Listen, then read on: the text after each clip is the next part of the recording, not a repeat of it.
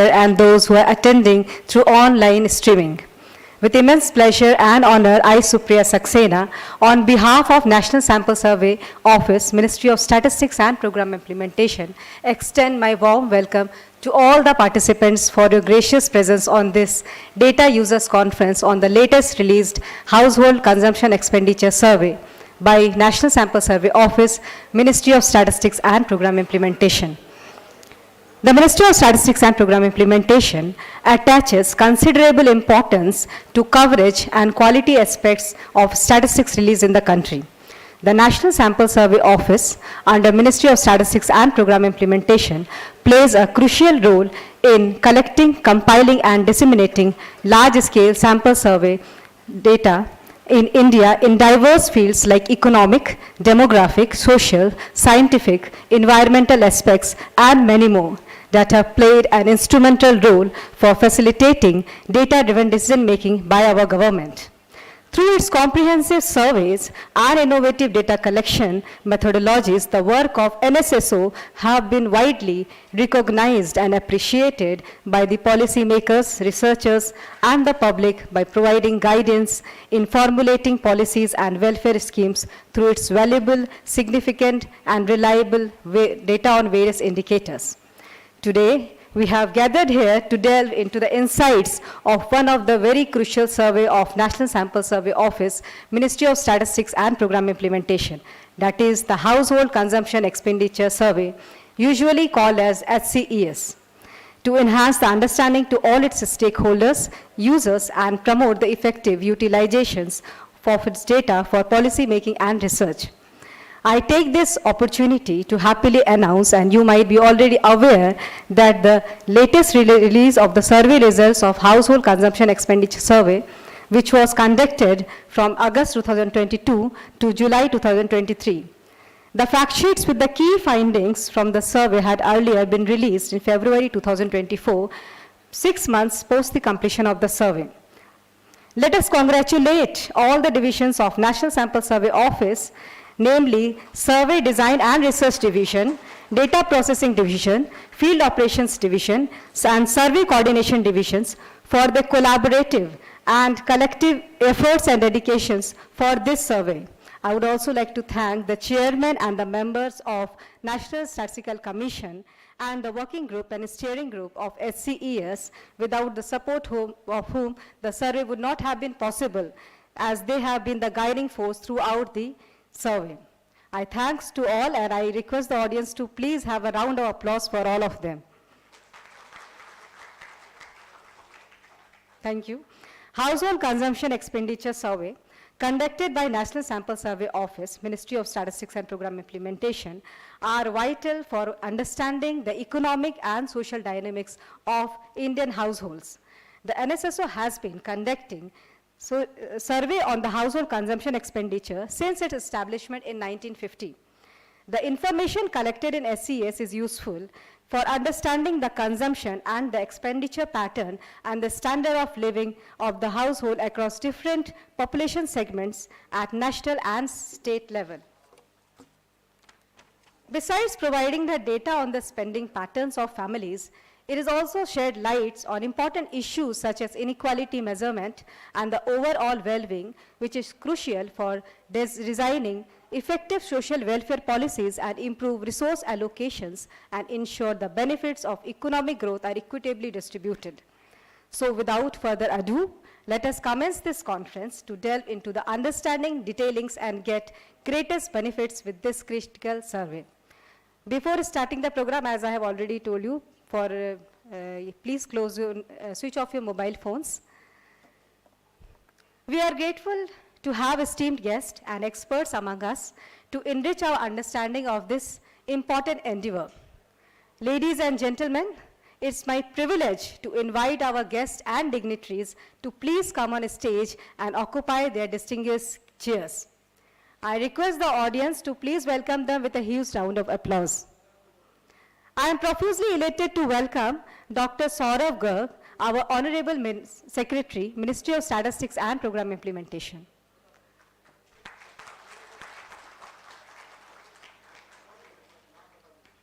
Sir, please come on stage. Okay. It is a great honor to invite, welcome sir. It is our great honor to invite our next distinguished guest, Professor Rajiv Lakshman Karandikar, Chairman, National Statistical Commission, on stage. Please put your hands. Thank you, sir. We welcome you.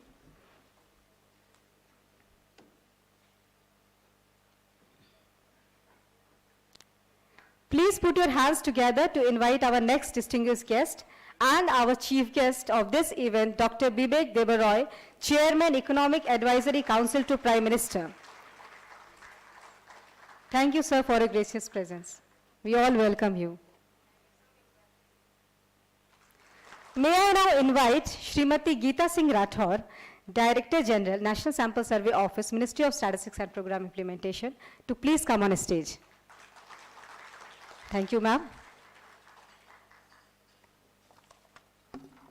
I thank you all for providing your gracious presence for this event to join the conference. Thank you.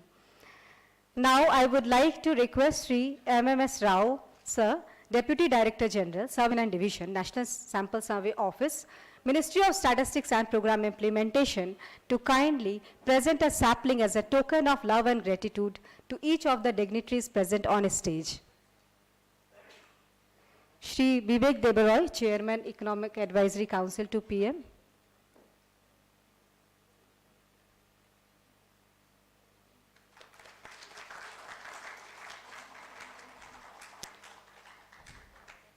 Professor Rajiv Lakshman Karandikar, Chairman, National Statistical Commission.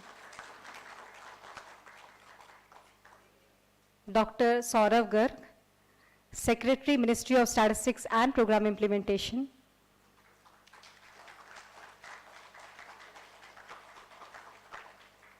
Srimati Geeta Singh Rathore, Director General, National Sample Survey Office, Ministry of Statistics and Program Implementation. Thank you very much, sir. We welcome you all. Now we will have the auspicious lighting of lamp ceremony. We are absolutely honored to invite our esteemed dignitaries on stage to kindle the flame of enlightenment and officially inaugurate this event. I would request the dignitaries to please come forward for lighting the ceremonial lamp.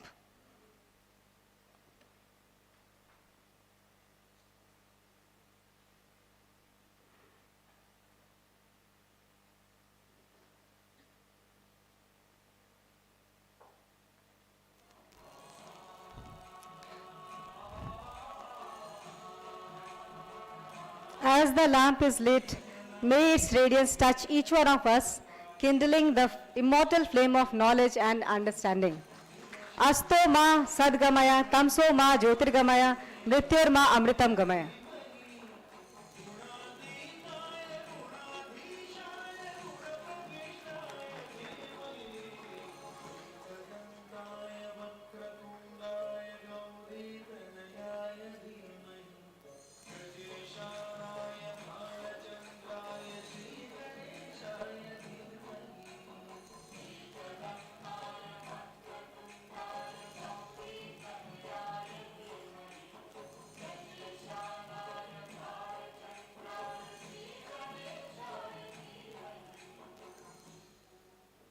Thank you all.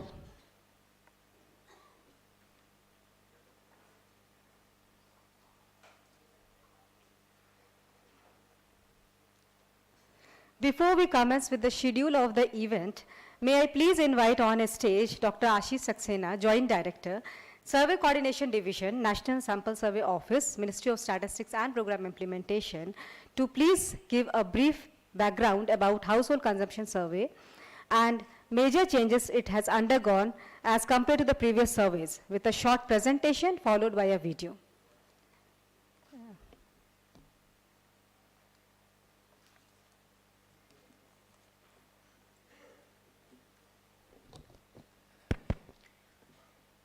Good morning, all the dignitaries, participants from MOSPI and other ministries, participants from organizations, various organizations, institutions, media persons, and the participants who have joined online through live streaming. I extend my warm welcome to this data user conference of HCES 22-23. The purpose of this presentation is to apprise the participants about the household consumption expenditure survey, about what the survey is, what is its genesis, its evolution, what is its objective, its coverage, its uses, impact, and very brief major highlights of the survey. Thereafter, one short video has been prepared by NSSO team, which will highlight about the NSSO working specifically the HCES survey. So without wasting my time, one more thing. I know you all have lots of queries with respect to the HCES survey. So my humble request to all of you is, please have patience. All your queries will be addressed during the open discussion and question answer session. Thank you. Please open the PPT. So the household consumption expenditure survey, it provides data with respect to the expenditure of household on various consumption basket like food and beverages, health, education, transport, tobacco products, etc. Yes, its genesis. The very first survey on household consumer expenditure survey was conducted by NSSO in 1950-51. Thereafter, after various rounds of NSSO surveys, after 26th round, the then governing council mandated to conduct HCES on quinquennial basis, and it has also been decided to conduct 2 back-to-back surveys on HCES in 22-23 and 23-24 with the focus on gathering information on household consumption expenditure pattern, providing insights into household characteristics, demographics, and consumptions of goods and services. Here you can see how many rounds of survey the NSSO has been conducted on HCES. So in total, NSSO till date has conducted 13 HCES surveys, including the 22-23 on which this conference is conducting, and HCES 23-24 is on field right now. Yes, and the before 22-23, the HCES survey was conducted in 11-12, and report of this is available on ministry's website. And thereafter, as it's a quinquennial survey, it was again conducted in 17-18, but the survey report did not release. If we talk about the coverage of HCES, the first is geographical coverage. HCES covers whole of the Indian Union except some inaccessible part of Andaman and Nicobar Island. In terms of population coverage, in HCES survey, we covered approximately 8,700 villages and 6,100 urban blocks spread all over the country, which cover approximately 2,61,000 households. On the basis of that, HCES data has been collected and the results has been released. If we talk about the data, as I have already mentioned in my previous slide, the data was captured with respect to the expenditure of household on food, housing, education, and etc. The objectives and applications of this survey has already been conducted by NSSO till date. So it has provided us some insights with respect to the consumption pattern, standard of living, and ultimately well-being of the people. This data of HCES is very much important for computing the weighing diagram, for measuring the weighing diagram for CPI, which helps in CPI base revision also, and other macroeconomic indicators.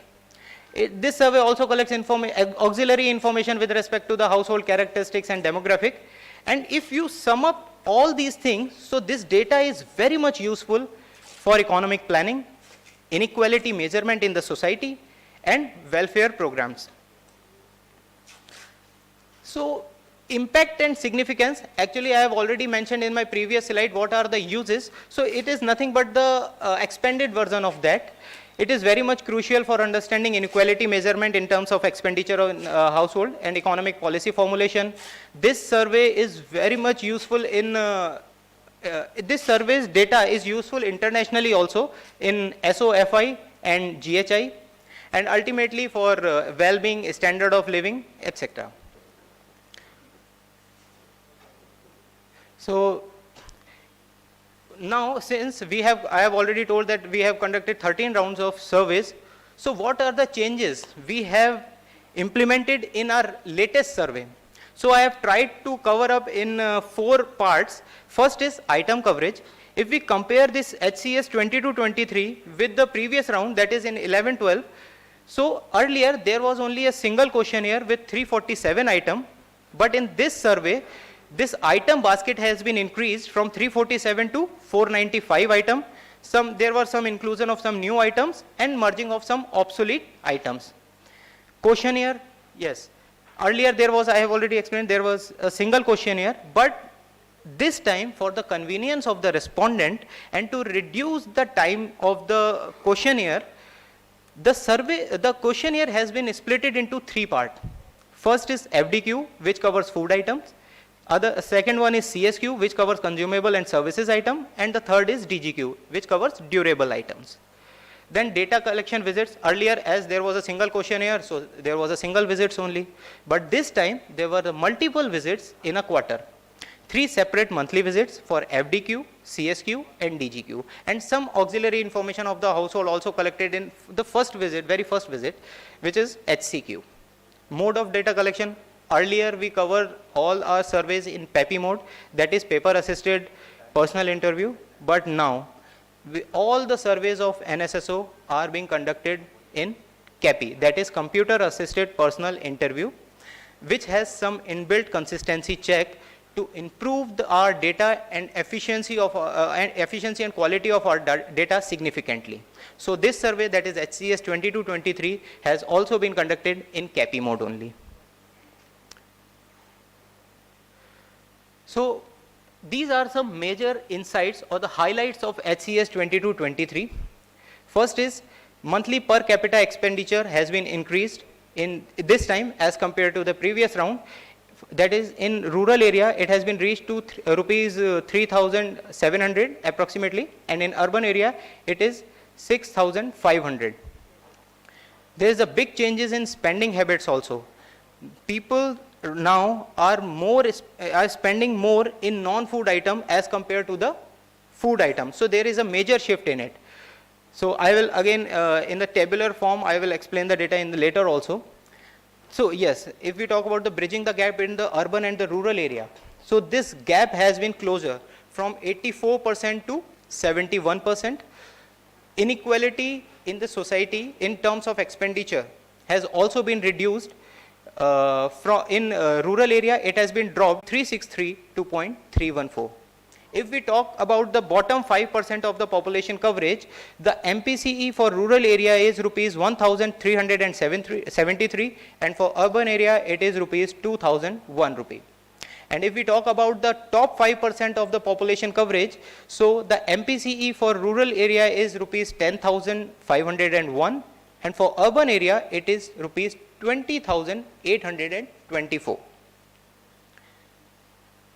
So this is just the tabular representation of the previous slide which I have mentioned, but some in a elaborated manner. So here you can see on current prices, the urban-rural gap has been reduced from 84% to 71%. And in the same manner, if we talk about in terms of the Gini coefficient and the inequality measurement in the society in terms of expenditure of household, it has been reduced from 0.363 to 0.314 in urban, and in rural area 0.283 to 0.266.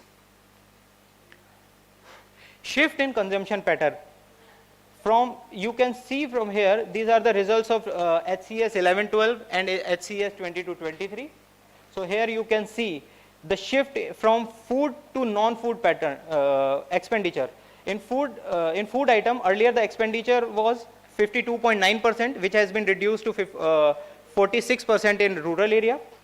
In non-food item, it has been an increase from 47% to 54% in rural area. And if we talk about urban area, in food item, it has been reduced from 42% to 39%, and for non-food item, it has been increased from 57% to 61%. So these are some major highlights, and all these things will be detailed discussion will be there in the technical session as well as the open discussion session.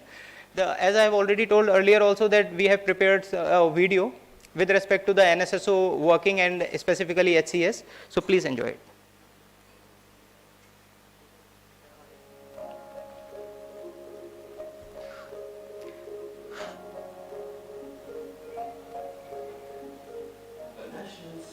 Survey Office, MSSO, of Ministry of Statistics and Program Implementation is responsible for conduct of large-scale sample surveys on various socio-economic subjects like Household Consumption Expenditure Survey, Annual Survey of Industries, Periodic Labor Force Survey of unincorporated sector enterprises, price statistics, etc. on all India basis.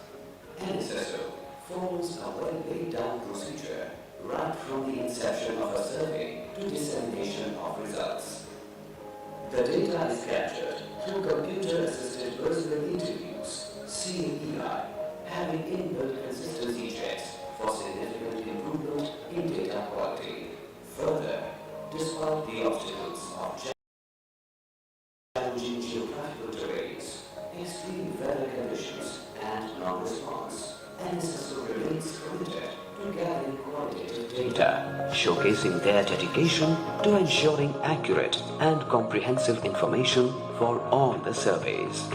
Household Consumption Expenditure Survey is one of the important surveys carried out by NSSO. Under HCES 2022-23, data are being collected on the consumption of various commodities and services across India. The primary objective of the survey is to provide data to prepare a weighting diagram to compile consumer price indices. Additionally, the survey results include statistical indicators related to the standard of living, social consumption, well-being, and inequalities within society. In this survey, a different approach has been adopted with a view to address respondent burden by splitting the questionnaire in 3 parts. A total of 1,55,014 households in rural areas and 1,06,732 households in urban areas were surveyed at the All India level. The fact sheet on summary results of HCES 2022-23 released on 24th February 2024. A detailed report and unit level data released on 7th June 2024. These reports are available on the website of the Ministry of Statistics and Program Implementation.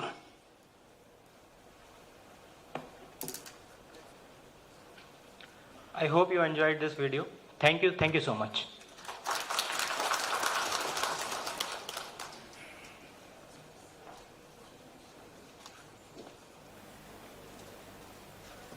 Thank you, Dr. Saxena.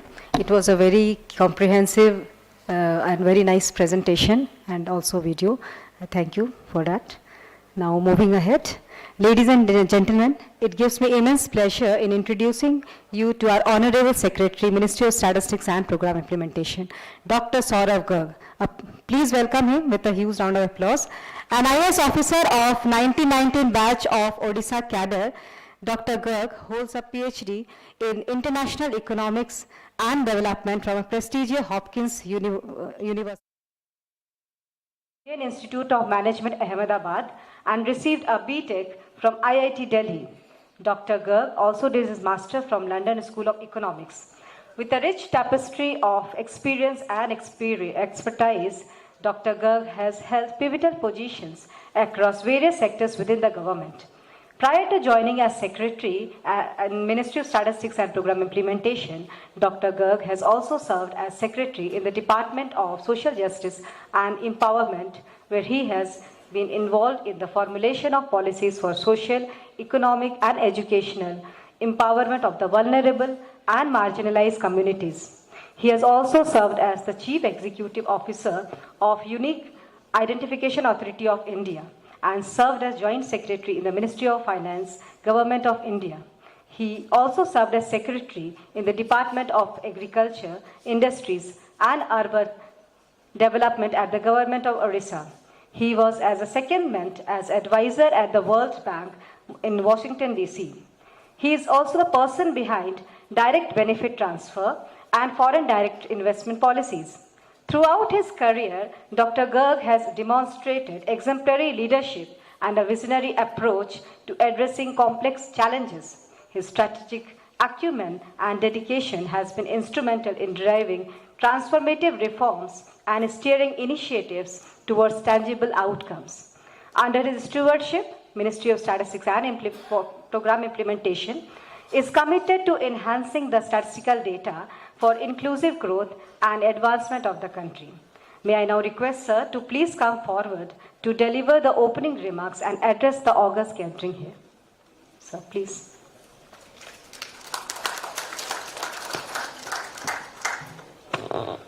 I must start with a disclaimer that I was unaware of this opening statement that would be made, but thank you for that. Dr. Vivek Debroy, Professor Karandikar, Geeta Rathore, distinguished and eminent people present out here, media and colleagues from different ministries and departments. I must especially thank Dr. Shamika Ravi, Praveen Srivastav, Dr. Anand, Dr. Nageshwaran, Professor Sonalde Desai, Dr. Goldar, Mr. Asit Kumar Sadhu, Professor Ganesh Kumar, Dr. Chetan Ghate, and a number of other distinguished colleagues, professors, academicians, statisticians who are here today. Thank you. I think this only strengthens our resolve to have more of such data user interactions, stakeholder discussions in the coming days. In fact, it's our objective to ensure that we have these not only in Delhi, but we will have it in different cities across, so that people are fully aware of the data, the statistics that is generated by the Ministry of Statistics and Program Implementation, and which in fact forms the basis for a lot of decision making.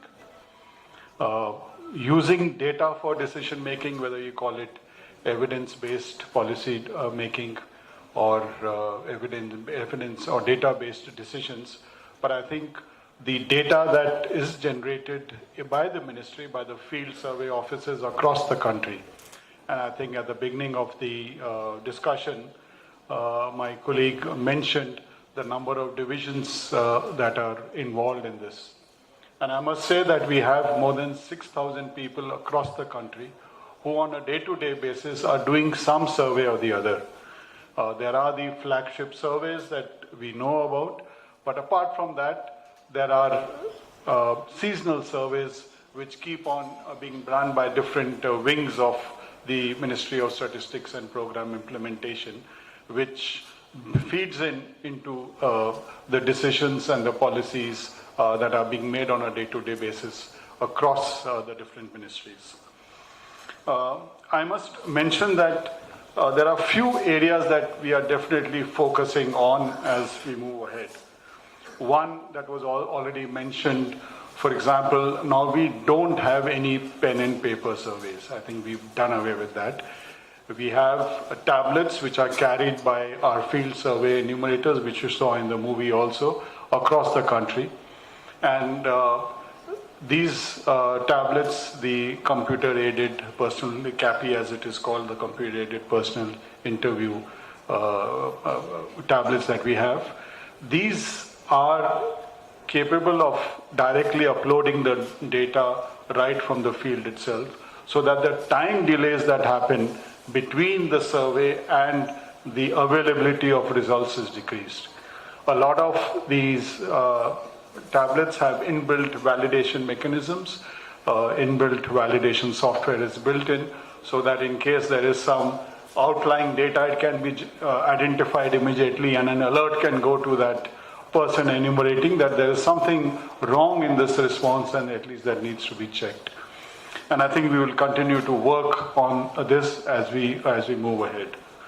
Apart from this is obviously ensuring that in the, I don't know how many of you have had the, gone through our website, but e-Sankhiki, which is where we have a time series for macro indicators.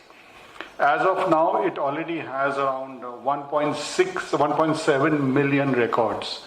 And we are building on it as we move ahead, and we'll ensure that it is easily queryable, it is easily sortable across different whatever identifiers that you might want to use, but to make it ensure that whatever data that there is, that data can be in a usable form for quick access and therefore decision making. We already have around 1,400 data visualizations which have already been developed, and we'll continue to focus that. We have a full computer center team which is in fact present out here also. They are working on it. We have over 500,000 hits over the past over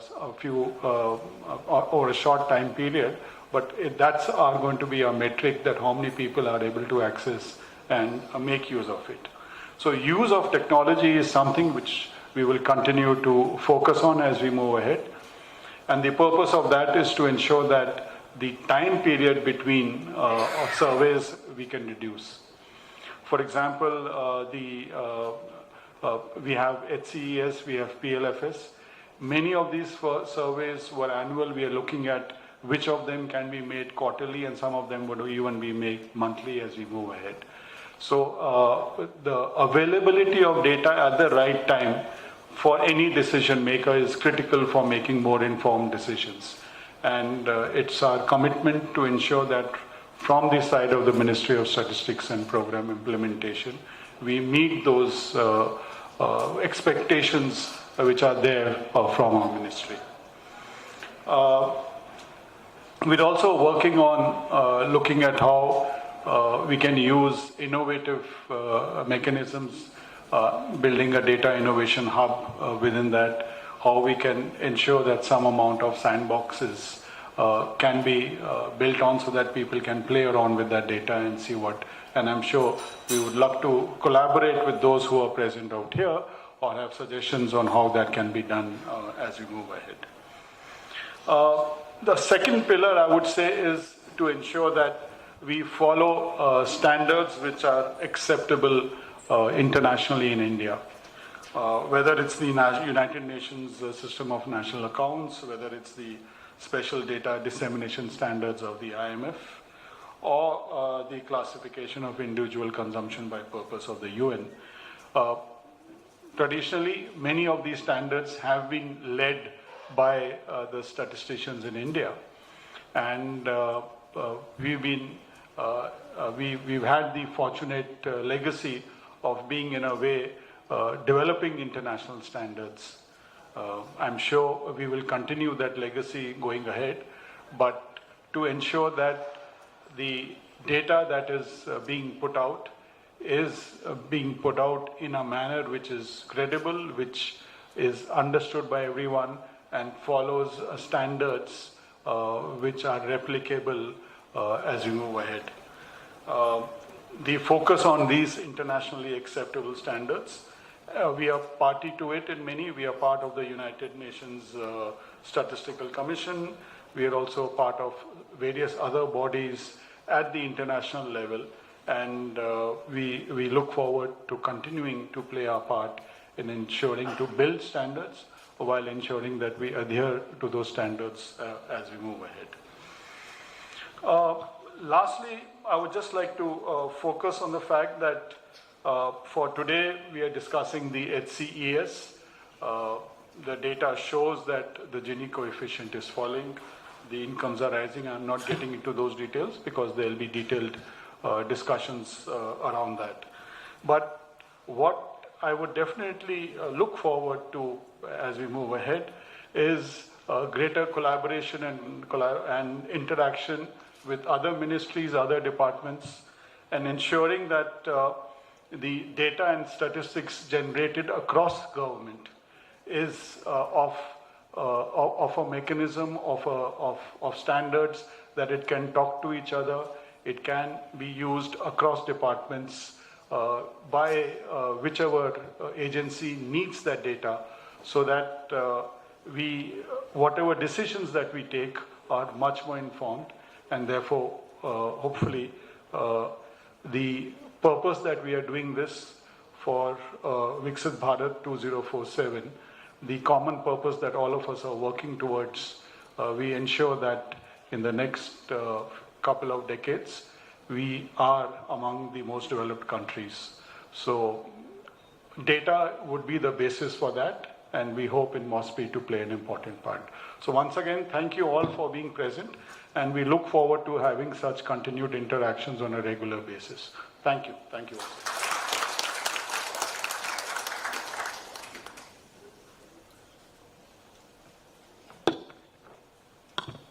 Thank you very much, sir, for your enlightening opening remarks and for telling us about the MOSPI and the uses of data and statistics for a Vikasit Bharat.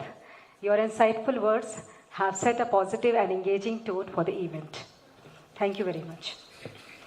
The Ministry of Statistics and Program Implementation has been disseminating micro data from its surveys and census since long. The survey conducted by the ministry has based on scientific sampling methods that are supervised by National Statistical Commission. The National Statistical Commission, NSC, is a body constituted by the Government of India in 2006, consisting of eminent statisticians, economists, and other domain experts who provide strategic guidance on all the statistical matters. Its key function is to review the statistical system and setting standards while coordinating activities among different government organizations, agencies, and statistical organizations to streamline data collection processes and data integration. Today, we are honored to have with us Dr. Rajiv Lakshman Karandikar, Chairman, National Statistical Commission. Professor Karandikar is an Indian mathematician, statistician, and cephalogist. He served as the director at Chennai Mathematical Institute, CMI, and now he is Professor Emeritus at CMI and also a Chairman of National Statistical Commission. He is a Fellow of the Indian Academy of Sciences and Indian National Science Academy.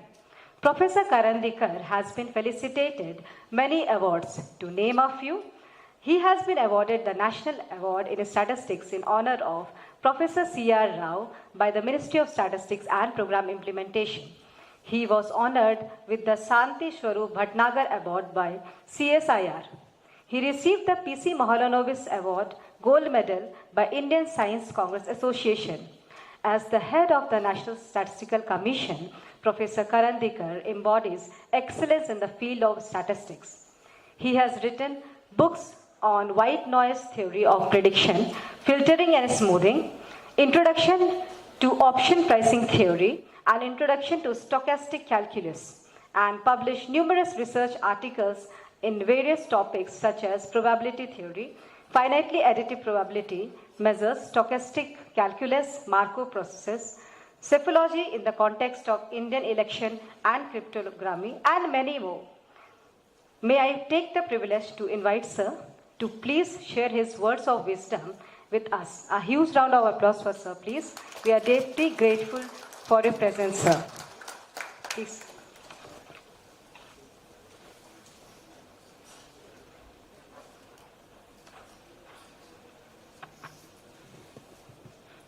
Dr. Vivek Devroy, Dr. Saurabh Garg, Geeta Singh Rathod, distinguished colleagues, friends, and guests. I'm very happy to be here at this first ever user conference organized by MOSPI. I'm told it is first ever, I hope I'm correct. And this reflects the changing scenario across the globe. If you go back 30, 40 years, MOSPI or whatever it was called, they were happy to conduct surveys, publish a report, and that is the end of the matter. And now everyone realizes that we need many more things there. First and foremost, the designated users or potential users have to become aware of what you are doing. Otherwise, they'll see headlines in the newspaper and say, "Pata nahi isme kya hua hai," right? So, first and foremost, you should have detailed information about what has happened. Also, anytime you read a report, you have some things in your mind, and they are, in a sense, maybe small enough that you don't want to write a letter or a report about it, but nonetheless, the doubts persist in your mind. And in events such as today, all such things could be brought to the fore and cleared up. So it will definitely improve acceptance and awareness about MOSPE's work in general and the HCES survey that we are going to be talking about today. So I understand that MOSPE is planning to have regular user meetings, which will go a long way in bridging the gap between work of MOSPE and its acceptance or awareness or in the general public at large, researchers and decision makers as well. So, as has been mentioned, of course, NSSO has, right from the inception, has been involved in in conducting detailed surveys. It goes back to 1950, perhaps before any of us here was born, perhaps. But at that time, it was part of my alma mater, Indian Statistical Institute. Over a period of time, it got spawned out as a separate entity, then became part of here, there. Now it has been part of the National Statistics Office, as it is being called, integrated with CSO. So, but it has a long history, and many issues have been there, which have been addressed over time, and continue discussion is going on. As Dr. Garg mentioned, reducing the time gap between the collection of data and making it available to people is one such, which had been my, let's say, has been on my mind forever since I had been since I have been associated with MOSPE or CSO earlier for decades in different capacities, not as chairman, of course, that is recent, but and they still continue. It has reduced, but we can try even more. And because with time, expectations have also changed. Earlier, they were not paying so much attention. Okay, report published 2 years later, okay. But now people are aware, they are looking for it, and the further we reduce, the better it will be. Second thing, again mentioned by Dr. Garg, that having the data is one thing, but making it easily available to people, making them aware that it is available, and that is also very important. I have had stories, soon after I became NSC chairman, I had gone to my hometown, which is Indore, and I went to give a talk at IIT Indore. And there are very few social scientists in IITs, but IIT Indore, there were 2 or 3, and they wanted a special meeting with me. And their main point was that for our research, we need data, and it is collected by MOSPE, but it is very difficult to get, and we eventually end up buying it from CMI.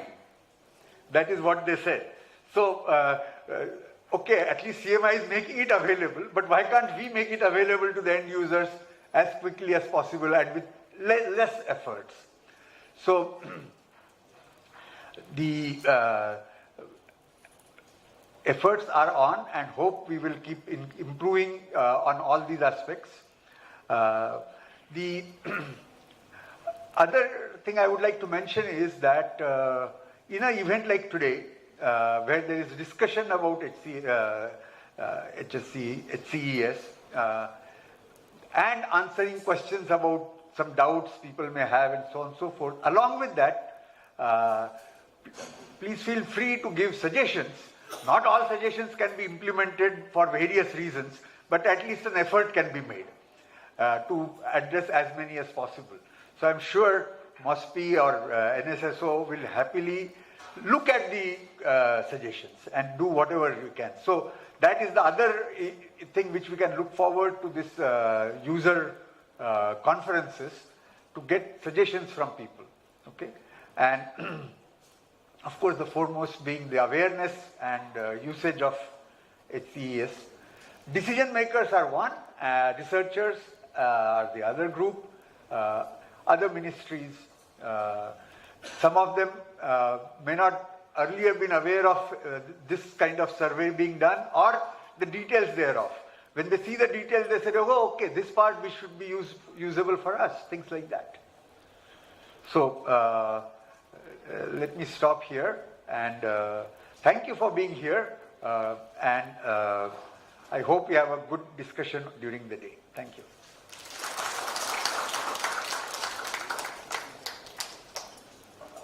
Thank you very much, sir, for your thought-provoking address. It has really been enriching and enlightening for all of us. Ladies and gentlemen, it is an esteemed privilege to have with us Dr. Vivek Debaroy, Chairman Economic Advisory Council to Prime Minister and our chief guest to address the August gathering today. Dr. Debaroy is a renowned economist, author, and public intellectual who have played a pivotal role in guiding India's economic policy and development. His extensive expertise, insightful analysis, and unwavering commitment to India's progress have made him a respected figure in the country's policy-making circles. Dr. Debaroy has been educated from Ramakrishna Mission School, Presidency College, Kolkata, Delhi School of Economics, and also Trinity College at Cambridge. He has held prestigious academic positions at institutions such as Indian Institute of Foreign Trade, Delhi, Center for Policy Research, and National Council of Applied Economic Research, and also served as a president in Indian Statistical Institute. He was also a member of Niti Aayog and has served on the boards of several leading organizations, including the Reserve Bank of India and the Indian Development Foundation. Dr. Debaroy's expertise spans a wide range of economic and policy domains, including taxation, public finance, labor laws, and infrastructure development. Additionally, he has been actively involved in the implementation of goods and services tax, which has transformed India's indirect tax system. He has authored and edited numerous books, papers, and popular articles on these subjects. He has also been a contributing editor with several newspapers. His contributions have been instrumental in shaping India's economic reform agenda and guiding the country's transition towards a more modern and efficient economic system. He has been felicitated with several awards, such as the Padma Shri, the fourth highest civilian award in India, Lifetime Achievement Award by US-India Business Summit, Scotch Challenger Golden Jubilee Award, Lifetime Achievement Award by prestigious Institute of Management and Research. He has also been conferred with the Lifetime Achievement Award by Australia India of Chambers, and many more. He was conferred the title of Vasachpati, means the Lord of Speech, by Shri Lal Bahadur Shastri, Rashtriya Sanskrit Vidyapeeth. Dr. Debaroy has been conferred Insolvency Law Academy Emeritus Fellowship in recognition of his distinguished leadership, public service work, and contribution in the field of insolvency. May I please take the privilege to invite Sir to please deliver an inaugural address to the audience. We are greatly happy for your presence, sir.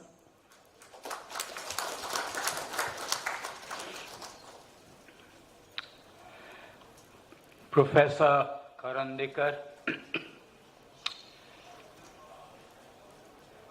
Dr. Garg, Geeta Singh Rathore, and ladies and gentlemen, let me thank MOSPI for having invited me here. I think Dr. Garg just said, thank you for the kind introduction. I think Dr. Garg just said from the introduction, you realize there are several things you have supposedly done which you have not done. Inaugural address sounds like a very fancy expression. I look at the people, particularly seated in the first row, and I wonder what is possibly the value addition I can impart. We've got Vishwanath Golder, we've got Sunalde Desai, we've got Anant Nageshwaran, we've got T.C.A. Anant, we've got Praveen Srivastav, and we've got Shamika Ravi. They should be the ones who should be speaking, as I'm sure they will. Our role in this inaugural session is really that of flower pots. And the sooner we get out of the way and it moves over to the technical sessions, the better it is. we have been reminded about the first NSS round in 1950-51. That was a different era. The limited point I want to make is in the 1950s, early 1950s, certainly throughout the 1950s, the Indian statistical system was one that was recognized and applauded throughout the world. It stood out in comparison to the statistical systems in many countries of the world. Dr. Garg mentioned, since January 2024, we are now members of the UN Statistical opportunity to take a re-look at the Indian statistical system.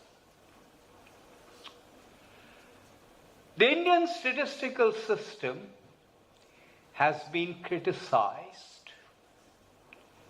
It's been criticized by people outside the government system. It's even been criticized by people within the government system. And there are several reasons for these criticisms. Some of those pertain to quality. Some of them pertain to time lags. And a little bit certainly is due to the fact that users do not understand what MOSPI is up to. So historically, MOSPI has not been very good in communicating to the rest of the world what it has done and why it has done it. And therefore, I congratulate Professor Karandikar and Dr. Garg for having started this series of user conferences. Sometimes the criticism that emanates is valid, in which case, as Professor Karandikar said, to the extent possible it should be taken on board. Sometimes the criticism that emanates is misinformed, ill-informed, which is why these user conferences are important.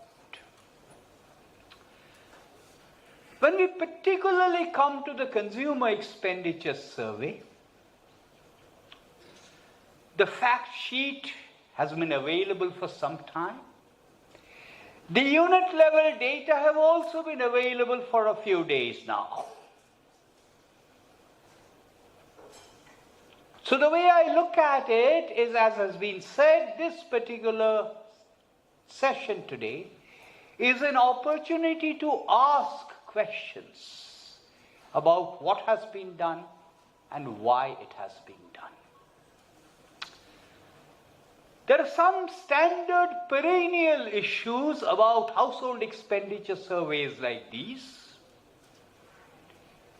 A few of those are sort of red herrings. Meaning the debate over those is sterile. One of those is the aggregate of consumption expenditure and the gap between that and consumption expenditure as defined by national income accounts. That's an issue that plagues every country in the world. To my mind, that's a bit of a sterile debate. A second kind of debate is about inequality as defined in the distribution of personal incomes.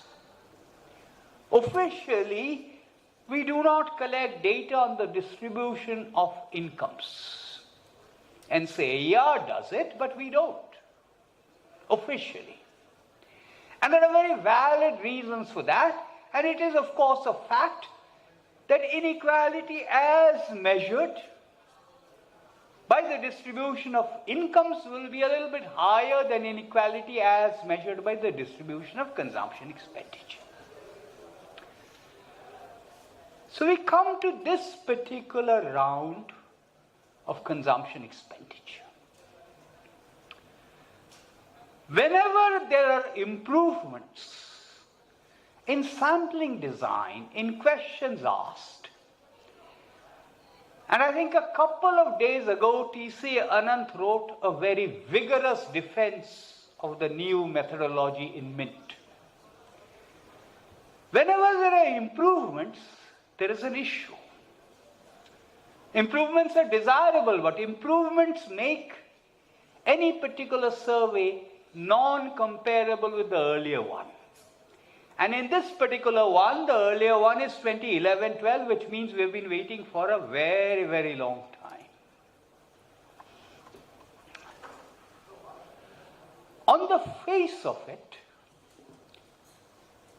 and I'm asking this question deliberately, on the face of it, is it a good thing that the Gini coefficient has declined? We seem to take it for granted that it is necessarily a good thing. Depends, of course, on the level of the Gini coefficient. But we all know that as economies grow and prosper, inequality tends to widen a little bit. We are not talking about Gini coefficients in the neighborhood of 0.6. We're talking about Gini coefficients that are in the neighborhood of 0.32 and 0.34. The second question I'm asking this deliberately is, given the kind of churn that is happening in India, does the aggregate Gini coefficient tell us anything at all? Or should we begin to look at Gini coefficients separately for different states, which of course the consumption expenditure survey enables us to do? Should we in fact not even look only at Gini coefficients but look at the Lorentz curves? Because my impression is that the shapes of the Lorentz curves and the changing shapes of the Lorentz curves are much more revealing than purely the Gini coefficient. The next issue, which has nothing to do with MOSPI directly, is not an inequality issue, at least inequality instead of using data from 2011-12 and using it in the World Inequality Report, which routinely gets quoted everywhere. But the side issue is that of poverty, which is not really as MOSPI's domain. We still do not have an official poverty line that goes beyond Tendulkar. There was Rangarajan, but it was never officially accepted, and the MDPI is not quite a poverty line. So the question to ask is, should we now have a new poverty line to which these data can be applied? And by the way, these data are not only, as has been mentioned, are not only about inequality and poverty, but they also function as inputs in various other cases. So let me congratulate finally once again Professor Karandikar and Dr. Garg for having organized this. The methodology will be debated. I know my colleague Shamika Ravi is taking a very close look at the methodology you have used, and it is quite possible that we may end up criticizing, which is perfectly desirable. MOSPI for a very long time was described as the Ministry of Status Quo and Perpetual Impediments. I am delighted that with Professor Karandikar and Dr. Garg, MOSPI is changing. At the beginning, we had Vakratundaya Dhimahi, Vakratunda Vinayak is sometimes a Bigna Karta and sometimes he is a Bigna Harta. I am glad that MOSPI is moving on from being a Bigna Karta to being a Bigna Harta. Thank you very much.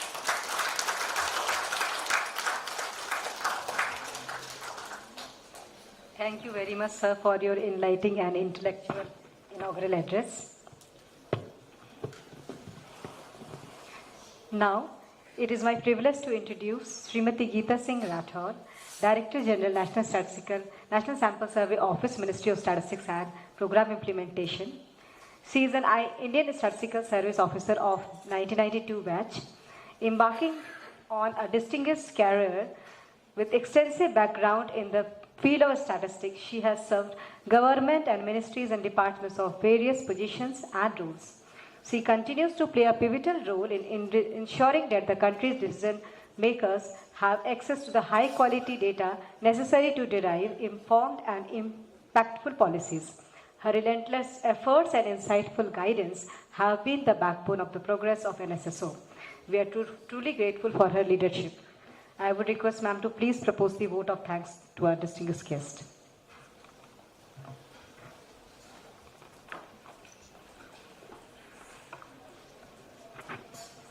Good morning. At this enlightening and enriching data user conference on the Household Consumption Expenditure 22-23, I, on behalf of Ministry of Statistics and Program Implementation, extend my heartfelt gratitude and appreciation to all of you for gracing us with your presence. First and foremost, I extend my heartfelt gratitude to our chief guest, the Chairman of Economic Advisory Council to the Prime Minister, Dr. Vivek Debroy. Sir, your presence here today and your enlightening and inaugural address has set the perfect tone for this conference. Your insight and perspectives on the Household Consumption Expenditure Survey, economic landscape, and the significance of data system has been immensely valuable and enlightening. Your presence has greatly enhanced the prestige of this event, sir. I would also like to extend my gratitude to our distinguished NSC Chairman, Dr. Rajiv Lakshman Karandikar, for sparing time for this conference.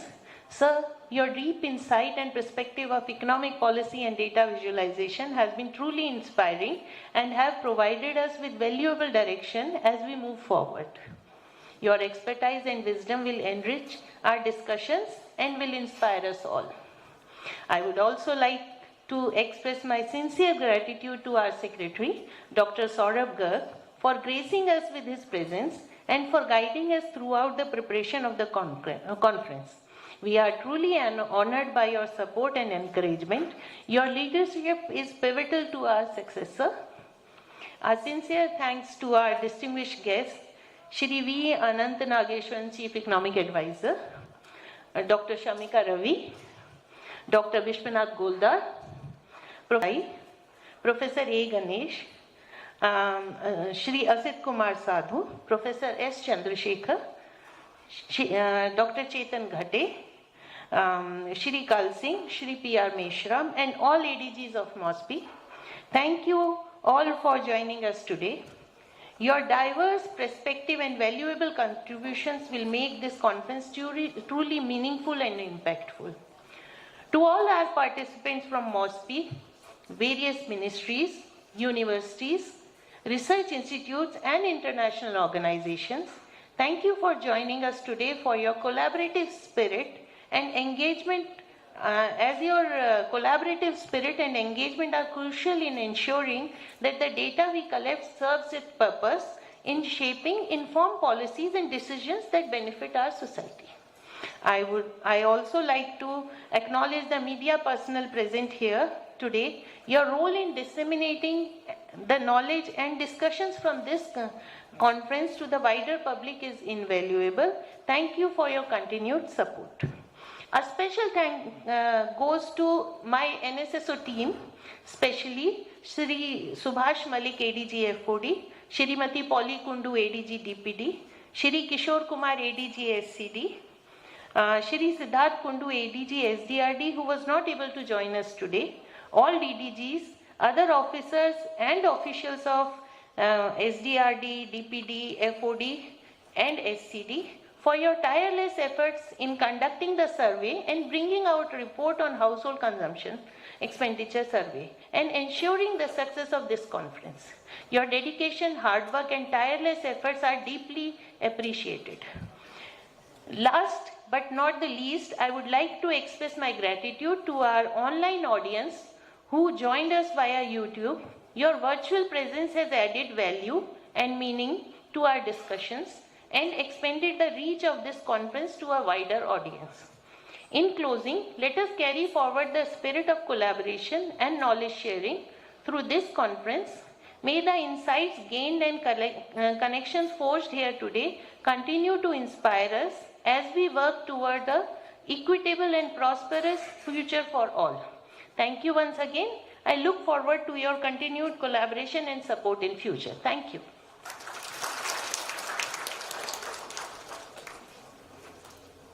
Thank you very much, ma'am.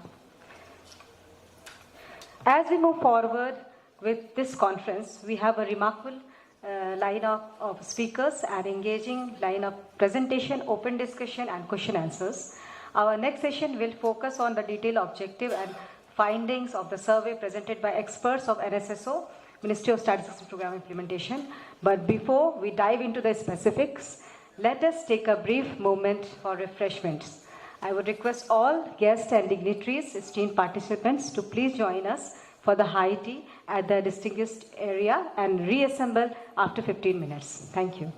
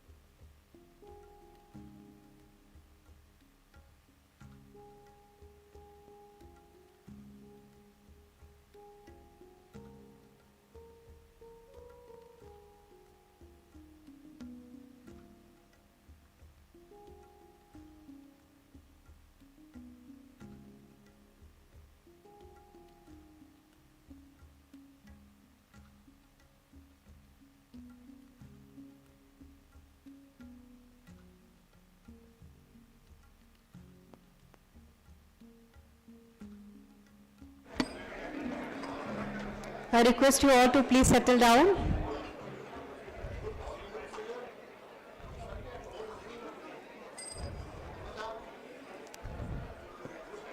Please settle down. We will be starting our program.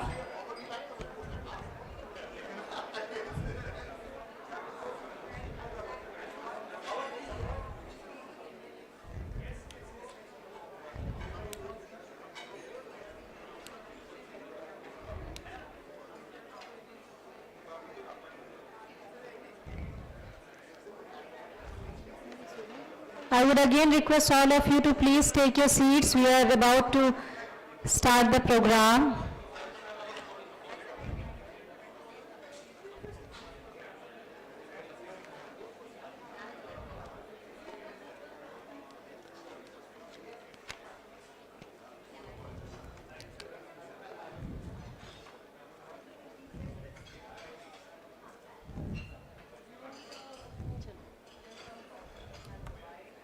Please be seated.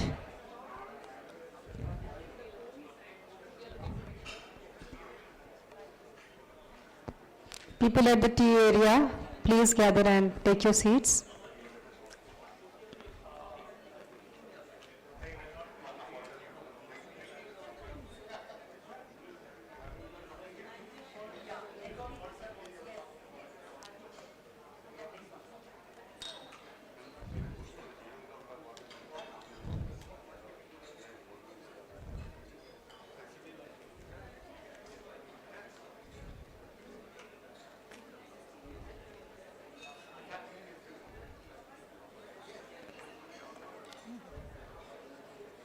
I once again request everyone to please settle down.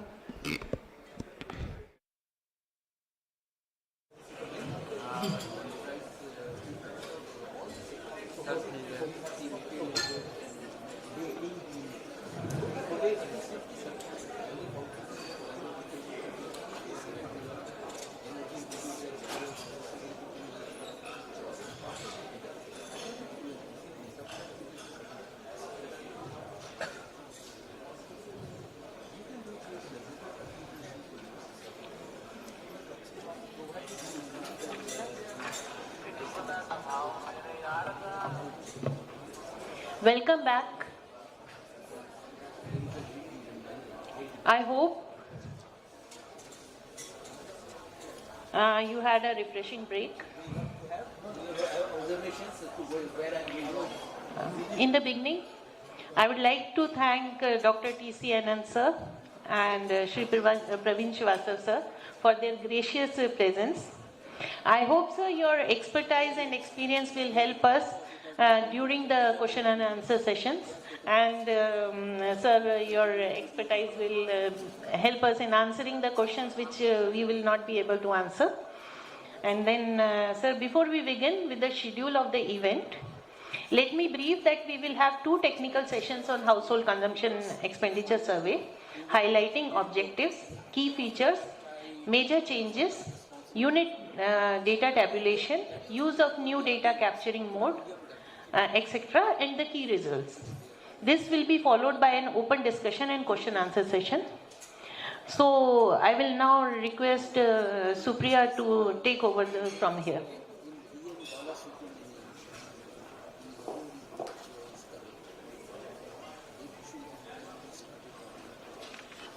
Thank you, ma'am.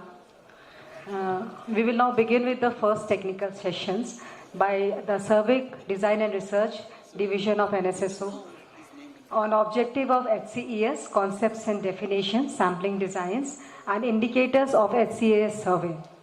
Please welcome Dr. Amitabh Saha, Deputy Director General, and Shri Uttam Maji, Director from Survey Design and Research Division of NSSO, Ministry of Statistics, to please come on a stage.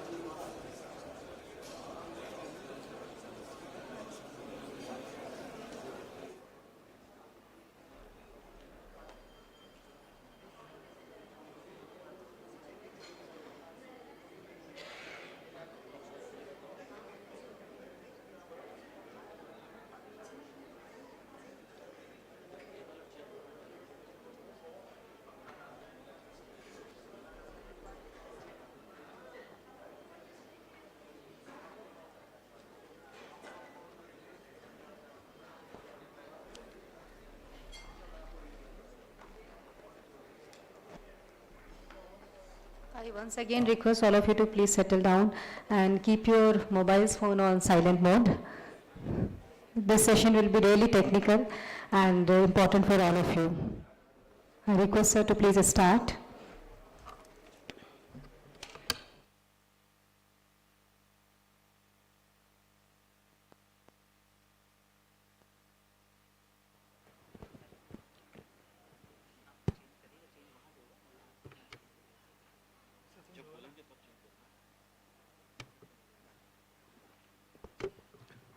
Good morning. So this will be a kind of technical session, but we will try to make it as simple as possible. We will not use as much of technical jargons. We will try to avoid. So as the title of the session says, that this will be basically concentrated on the concepts, definitions, objectives, and with some focus on the findings of the survey. So I'll begin with the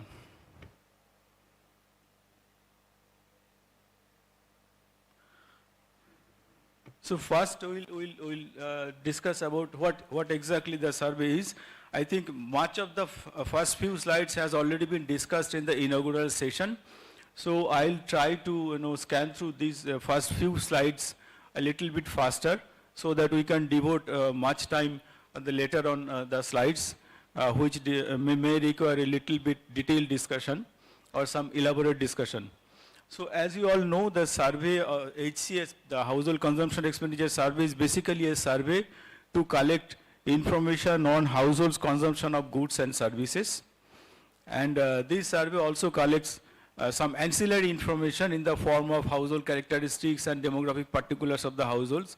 And this information is basically used for generation of the estimates of the primary indicator following different types of cross classifications, like household characteristics, then by gender, then by social group of the household.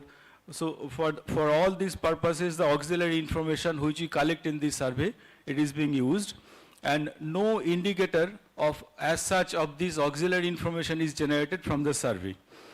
And this survey recent time, HCES 2020 and 23, has been renamed from Household Consumer Expenditure Survey to Household Consumption Expenditure Survey. So earlier it used to be known as Household Consumer Expenditure Survey, and since the beginning the survey used to be known as by this name. However, in this year actually, following the recommendations of the National Statistical Commission, we have changed the name of the survey from consumer to consumption. So that is only the change.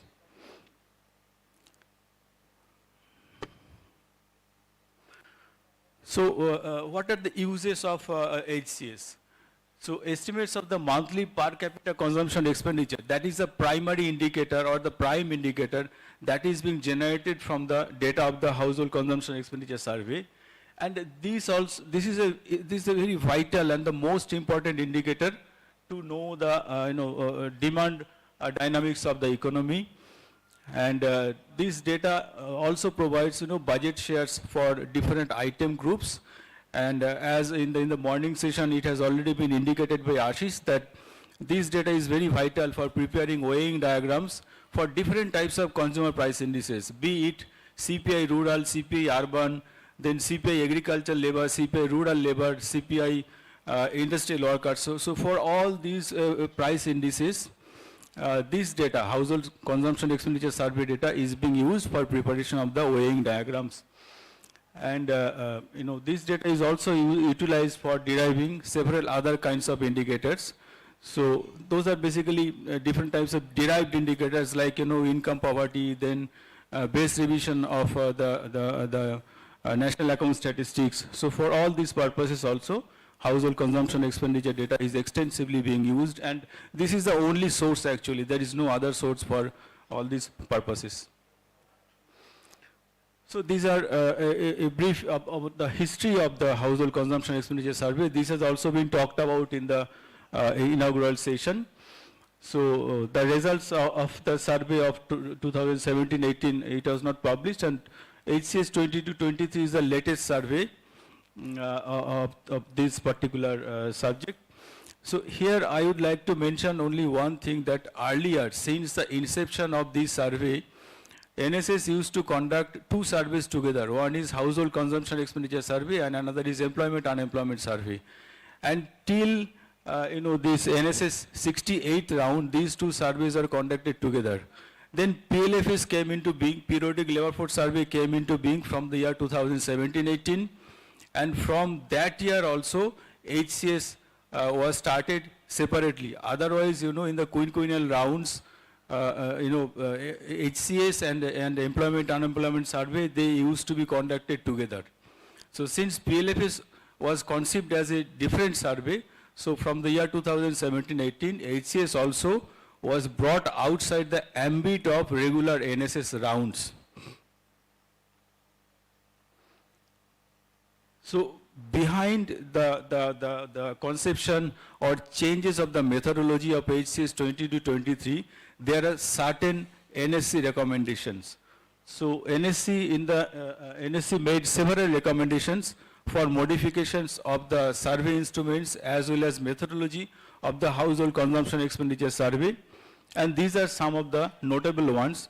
The first one is the optimization of the length of the CS questionnaire. So as you all already know by this time that the questionnaire of NSS, it's a quite lengthy questionnaire. Earlier it used to contain around 350 items. This time we have again increased the number of items to 400 items. And there is no way, because since this data is being used for preparation of the weighing diagrams, so there is hardly any scope for removal of any of the items unless until it has become obsolete or it has very insignificant contribution to MPC. So that is why, optimization of the length of the questionnaire of CS is a challenge, because one way you will have respondent fatigue leading to non-sampling errors, and another way you will have to collect information on all the items of the consumption basket so that you can prepare the weighing diagram. So a kind of compromise needs to be done. So that's what it has been done in HCS 20-23. So NSC recommendation was precisely that the canvassing time should be restricted to 45 minutes, around 45 minutes of each questionnaire. And then NSC also recommended that the consumption basket, since it has become quite old, so there is a need to revise the consumption basket of the survey. So to that extent also NSC made certain recommendations, and NSC has also recommended that now technology should be adopted for introduction of some kind of rule-based randomizations for randomization of the blocks, sections, even if it is possible to for items also.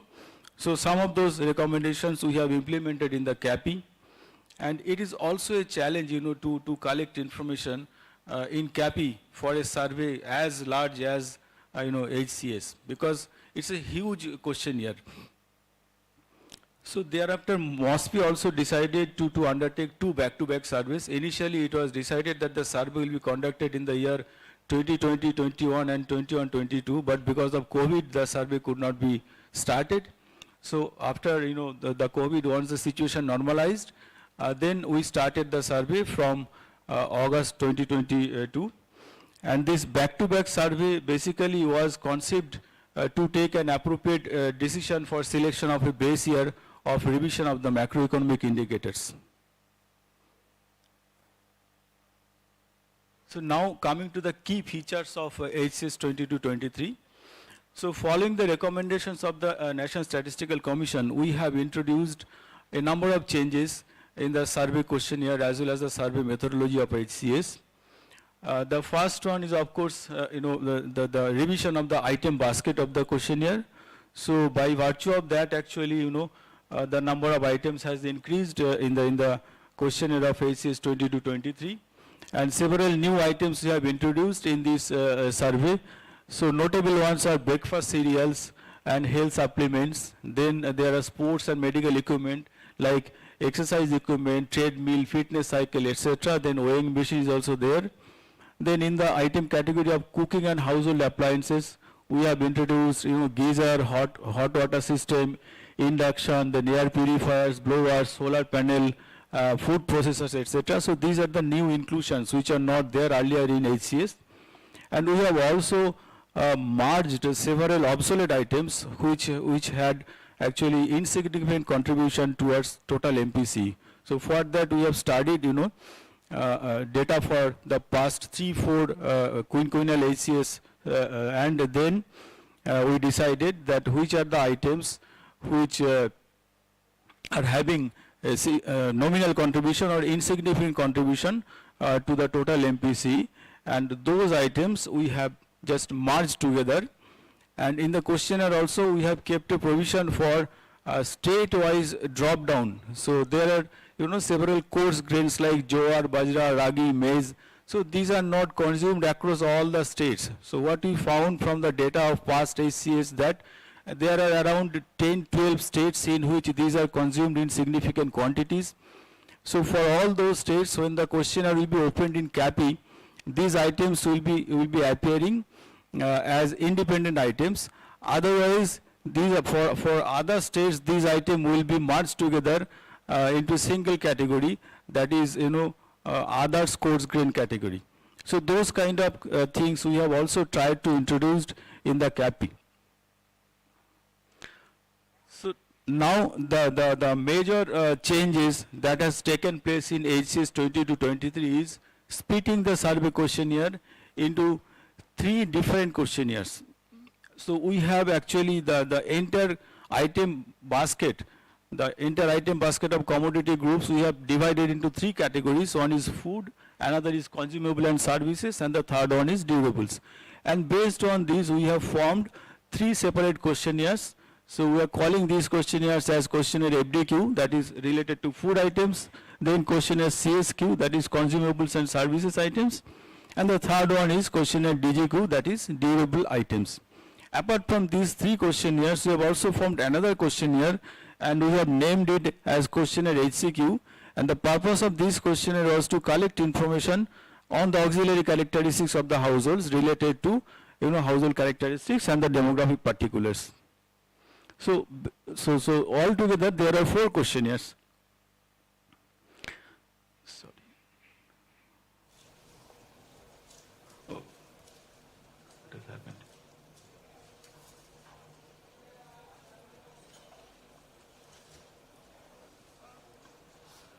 And now since 3 questionnaires we have formed by splitting 1 questionnaire, so what we thought that to reduce the canvassing time and to reduce the respondent fatigue and consequently non-sampling error, it would be the best possible way to collect this information on these 3 questionnaires in 3 separate monthly visits.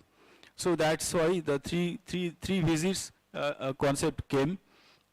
So we have then planned that FDQ, CSQ and DGQ information will be collected in 3 separate monthly visits, and HCQ will always be collected during the first visit. However, we have kept a provision that in the subsequent changes, if there is a change in the composition of the household, those changes will be recorded. Changes basically in the form of addition or deletion of the number of members. So to that extent, we will be collecting the information in the subsequent visits if there is a change in the composition of the household. And however, in all previous surveys on household consumption expenditure, there was only 1 questionnaire, and that was canvassed in a single visit to the household. And here also in HCES 20-23, we have adopted CAPI, and in this CAPI, we have given some inbuilt basic validation checks for consistency and validation of the data. Later on, for further refinement and sanitization of the data, we have used several other validation techniques. Those maybe some of those will be discussed in the subsequent in the next session. So now naturally a question comes to our mind that why 3 questionnaires and 3 visits? So if you see what was there in the previous CES, single questionnaire consisting of 350 items, around 350 items, and everywhere the interview began with food items. The first item used to be rice PDS and the last item used to be jewelry. So that way the interview used to be conducted, and it used to take more than 2 hours time. And what has happened over the period of time, this has resulted in huge increase in respondent fatigue, and consequently, non-sampling error, the prevalence of non-sampling error that increased. And towards the end of the interview, in which information on durable goods were collected, the respondent fatigue was higher, and a kind of systematic bias was being introduced in collection of the information. And this has increased over the round, and this was pronounced towards the end of the survey. So now, the 3 questionnaires when we formed, FDQ, CSQ and DGQ. So for these 3 questionnaires, we have 6 combinations, 6 all possible combinations. So if you think about in this way, 1, 2, 3, then 1, 3, 2, 2, 3, on this way, you will have 6 combination of the different questionnaires. And we also did a pilot survey that how much time each of these questionnaires will take for canvassing. And we found that the time is well within around 40 to 45 minutes. The FDQ questionnaire, it used to take the maximum amount of time, and subsequently CSQ and DGQ, it also took around a lesser amount of time. So each type of questionnaires was then canvassed in equal number of households in each visit, and now there is no preference that food is first and the durable goods is the last.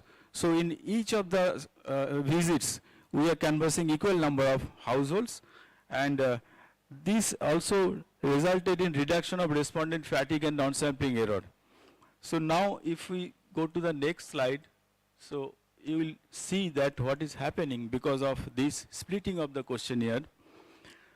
So here is the sequence 1, 2, 3, 4, 5, 6. These are the 6 sequences, and these are being canvassed in 3 visits in these sequences.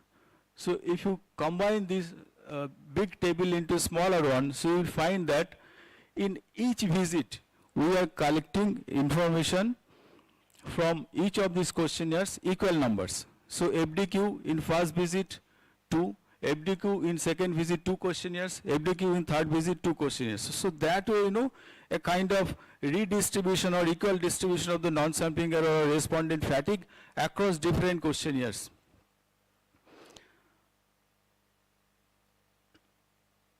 So I have already told that, all possible 6 combinations of the 3 questionnaires were used, and the basic purpose was to eliminate any bias due to a choice of a particular sequence of the questionnaire. One could very well say that, what is the need for using all the 6 sequences? Why not use 1, 2, 3 for all the households, for all the visits?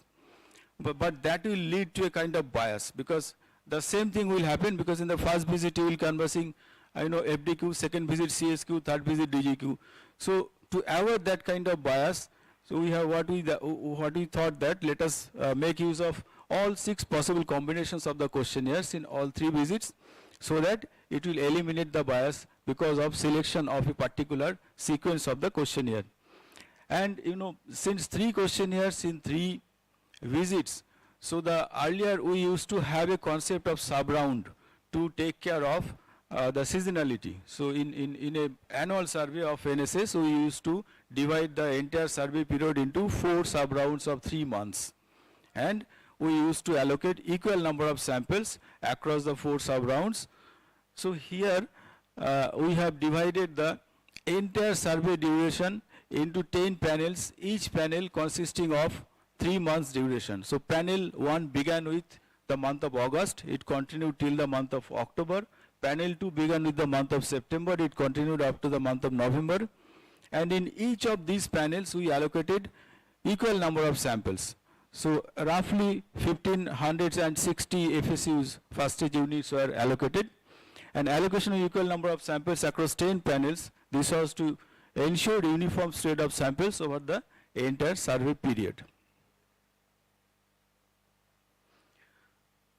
So now coming to survey design, basically, that this is so as usual we have also here used multi-stage stratified sampling design, and villages or the urban blocks being the first stage units, and households being the ultimate stage units.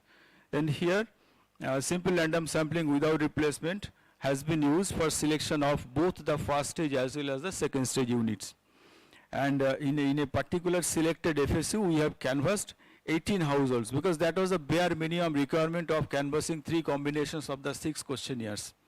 So, and the survey covered the entire Indian Union except for some inaccessible villages in Andaman and Nicobar Islands, and this was the number of households from which information was collected. It has already been told in the first session. So now what has changed with regard to stratification criteria in HCES 22-23? So what we found, and some of the members of the working group also pointed out, that maybe the villages in the rural areas which are very nearby to the urban pockets, or maybe which are very near to the district headquarters, they tend to visit a different kind of consumption pattern. So with that in mind, actually, we formed a separate stratum of all the villages which are within 5 kilometers from the district headquarters or 5 kilometers from the nearest city or town, and the remaining villages constituted a separate stratum in the rural areas. And in the urban areas, of course, each state and UT on the basis of the size class of the towns. So this was the as usual procedure. And in the second stage stratification, what we did this time, that in the rural areas, the stratification was done on the basis of the amount of land possessed by the households, and in the urban areas, it was the cost of procurement of a 4-wheeler. So based on these 2 criteria, in the rural areas we constituted 3 stratum, and as well as in the urban areas also 3 stratum. And proportional allocation was being done for among these three stratum actually. That means as many households are listed in a particular stratum, in proportion to that, the total number of 18 households are distributed among these stratum. So wherever the listing is more, the stratum will get more allocation. Wherever the listing is less, the stratum will get less allocation out of the 18 number of households per FSU. And the state is considered as the basic stratum in HCES. This is a difference, this is a deviation from earlier household consumption expenditure survey, because of if we consider district as the basic stratum, there will be a phenomenal increase in the number of samples that we need to collect. So to avoid that actually, and since our purpose was to generate estimates at the district, at the state and all India level, so we considered state as the basic stratum in HCES 22-23. So now some basic ideas about household consumption expenditure survey. What is meant by household consumption expenditure? So as has already been told in the previous session, that it's the expenditure incurred by the resident households on consumption of goods and services on domestic account during a particular specified period. This specified period is known as reference period, and in this particular survey we have used 3 different reference periods, 7 days, 30 days and 365 days, that I will come later on in a separate slide. And these are the exclusions. This household consumption expenditure survey does not consider these kind of expenditures as household consumption expenditure. So any expenditure incurred by the household for its entrepreneurial activity, then expenditure on purchase of land or building, then expenditure on valuables or antiques, then transfer payments like fine, penalties, remittances, donations, etc., then taxes on wealth and income, insurance premium payments, lottery tickets, gambling expenses, etc. And for accounting the household consumption expenditure, we use 2 approaches. One is known as use or consumption approach, and the other is expenditure approach. What is meant by use or consumption expenditure approach? By this approach, or by virtue of this approach, the household need not necessarily spend any expenditure or incur any expenditure. If the household consumes it, then it is being considered as the consumption expenditure of the household. On the contrary, by expenditure approach, So to consider any expenditure as household consumption expenditure, the household needs to incur some expenditure on that particular item. So most of the food items are being accounted for following this use or consumption approach, and on the contrary, the non-food items are being considered or accounted for using the expenditure approach. So this slide shows, what are the different reference periods that has been used for accounting the household consumption expenditure and what approach has been followed.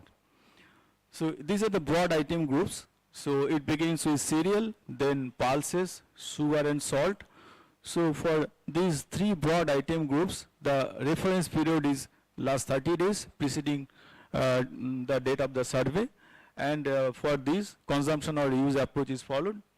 Then milk products, vegetables, fruits, fresh and dry, then egg, fish, meat, edible oils, spices, beverages and refreshments, and pan, tobacco, intoxicants. These are the items for which we have followed last 7 days reference period. Of course, again here consumption approach is being followed. Then fuel and light is the only non-food item category group for which consumption approach is being followed. The reference period is being 30 days. Then comes to the consumable services and durable items. So these are basically toilet articles and other household consumables, then consumer services, then entertainment, medical, non-hospitalization and rent. So for these last 30 days reference period is being used. Next, medical hospitalization, education, clothing and bedding, footwear, durable goods. For this the reference period is 365 days and the approach is expenditure approach. Now coming to a bit of estimation of MPC. So as we all know that MPC of a household is defined as the total value of monthly consumption of goods and services of the household divided by the number of members of the household. So since here we have used 3 questionnaires, so we have ensured the completeness, that is the data from all the households who responded in all the 3 surveys, in all the 3 visits, that is from the households from whom we could collect information for FDQ, CSQ as well as DGQ. Those have been considered for computation of the MPC figures, and household size that was recorded at the time of canvassing of the questionnaire FDQ, that has been used as the denominator, that is for arriving at the MPC figures. So in this particular survey HCES 22-23, we have also made a separate provision for collection of information on quantity figures of some of the items received by the households free of cost through different social welfare programs of the government, like free rice, free wheat, then free edible oil, then free pulses, free sugar, and all these kind of free food items. Those are being transferred to the households through social transfer through PM Garib Kalyan Ann Yojana. Apart from these, there are several non-food items also, like laptops, then there are textbooks, then the shoes, school dresses, textbooks, geometry boxes. These things are distributed by different states through different state-specific, social transfer programs. So for all these kind of items, the National Statistical Commission recommended that the quantity figures should be recorded, and we have also recorded the quantity figures for all these free items. And then since we have collected these information, so a concept of imputing the value figures, we try to evolve and we try to generate a second kind of estimates using the imputation figures. So conventionally in NSS surveys, these are the items which are being imputed. Like these items are these homegrown and home produce, then transfer receipts. So these are being followed in NSS surveys since which it has been started. So this time the new kind of things, that is are the free items, those are being received by the households through social transfer. These are the new items. And for these new category of items, we have tried to impute the value figures. And these value figures of the free items, these have been identified, imputed by identifying the unit price at which the beneficiary household would have bought the same if it is not received free of cost. So basically this was an exercise to find out the, modal values actually, modal unit price during that reference period, because as you have seen earlier that we have formed 3 stratum in rural and urban areas. So these 3 stratum basically represent 3 different categories of households in the rural and urban areas.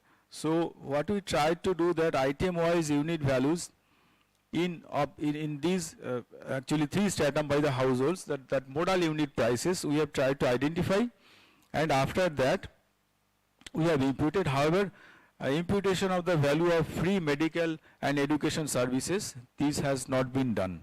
We have not done this because there are several issues with imputation of these things, because the first and foremost being, these Ayushman Bharat, through Ayushman Bharat people are receiving free medical services. But what happens, the beneficiary household, they are not aware about the amount that is being paid to the hospital.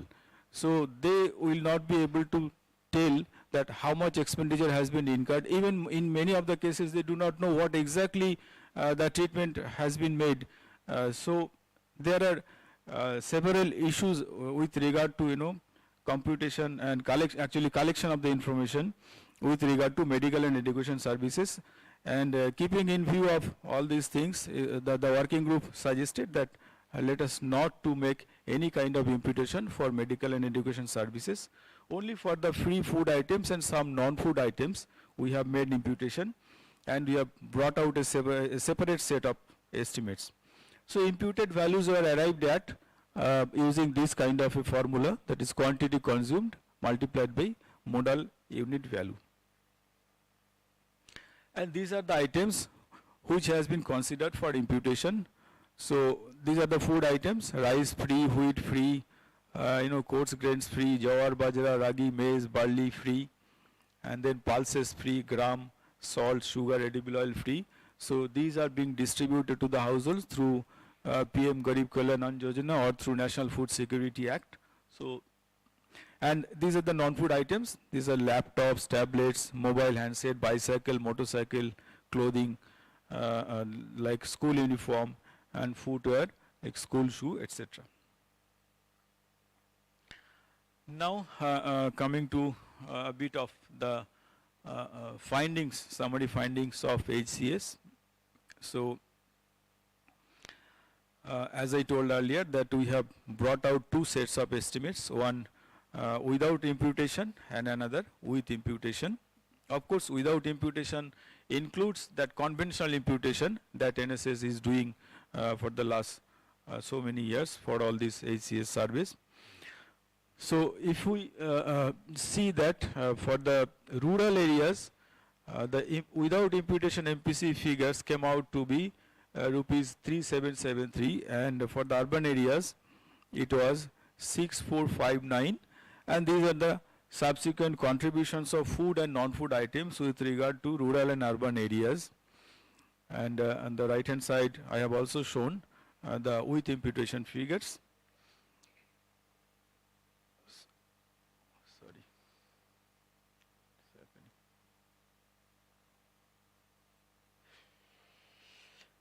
So this is a kind of temporal, variation in MPCE in nominal price as well as 2011-12 price for the rural and urban areas, and along with the urban-rural difference across how it is behaving across time. So if you see, the rural-urban difference has come down significantly in this particular survey in the year 2020 to 23 from the earlier figures, and this is true for both with and without imputation figures, and also for nominal and 2011-12 price. Of course, there is a mild nominal difference in terms of magnitude actually. Now, state-wise, so major states actually we have shown over here how the MPC of the major states is comparing with regard to all India. So this blue line shows the all India average MPC figure in the rural areas. And you see those are the states, Tamil Nadu, Telangana, Rajasthan, Maharashtra, Karnataka, Gujarat, Andhra, these are having MPC values which are higher than all India figures in the rural areas. And there are states like, West Bengal, UP, MP, Bihar, Assam, Odisha, Jharkhand and Chhattisgarh. These are mostly states in the eastern part of the country which are having the below all India MPC values. And Chhattisgarh is having the lowest MPC figure in the rural areas, whereas the highest is for Kerala among the major states in the rural area. So now coming to urban, almost the same kind of, the distribution if you see with regard to high and low in comparison to all India figures, this is the same more or less. So here also you will find that this West Bengal, Odisha, Jharkhand, Bihar, Chhattisgarh, MP, these are having MPC which is lower than the all India average MPC figures. The highest is being found in Telangana and the lowest is being found in Chhattisgarh, also in urban areas. Now, this is a distribution of MPC by fractal classes, all India, rural and urban. So, in the lowest fractal classes, you see the MPC in the rural areas is around 1400, while in the urban areas it's around 2000 rupees. But the topmost fractal class, the MPC is in the rural areas it's around 10,000, and in the urban areas it's almost double, it's around 21,000. So now share of cereals and food items. So right from 1999-2000, the contribution of cereals as well as food is declining in total MPC. So you see earlier, food used to contribute around 59%. Now it has gone down to 47% in rural areas, and the contribution of cereals also in MPC has gone down significantly from where it used to be in the year 1999-2000, and the same kind of scenario prevails in the urban areas also, but the trend is similar. Now what has gone down and what has gone up in 2020-23? So what we have seen that these are the items, beverages and processed food. It has shown a significant jump in contribution to the MPC, followed by conveyance, then durable goods, consumer services, then toilet articles and other household consumables. And these are the items like cereals, fuel and light, edible oil, education, clothing, bedding and footwear. For these items, a decline in the contribution to the MPC has been observed, and this scenario is more or less similar in rural and urban areas. So we have also compiled, MPC figures by social groups. So these are the MPC figures, average MPC figures without and with imputation for the different social groups: scheduled tribe, scheduled caste, other backward class and others.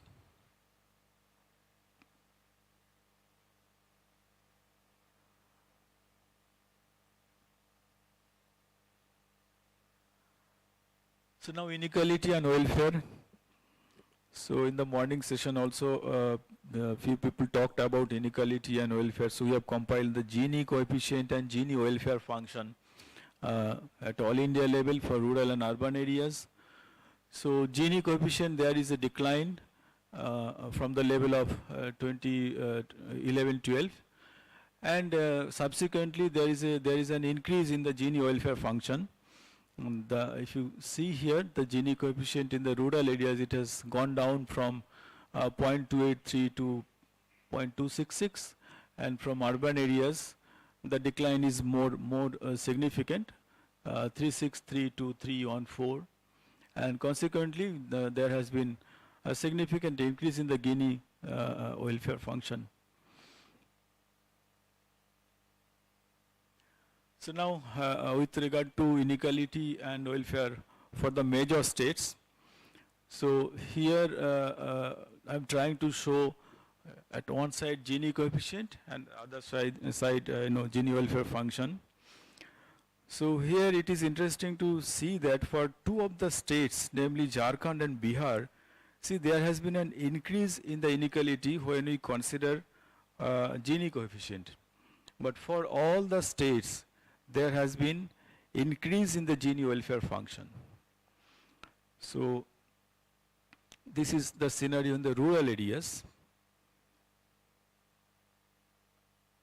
So if you see for all the major states, the Gini welfare function has increased from the level of 2011-12 in 22-23.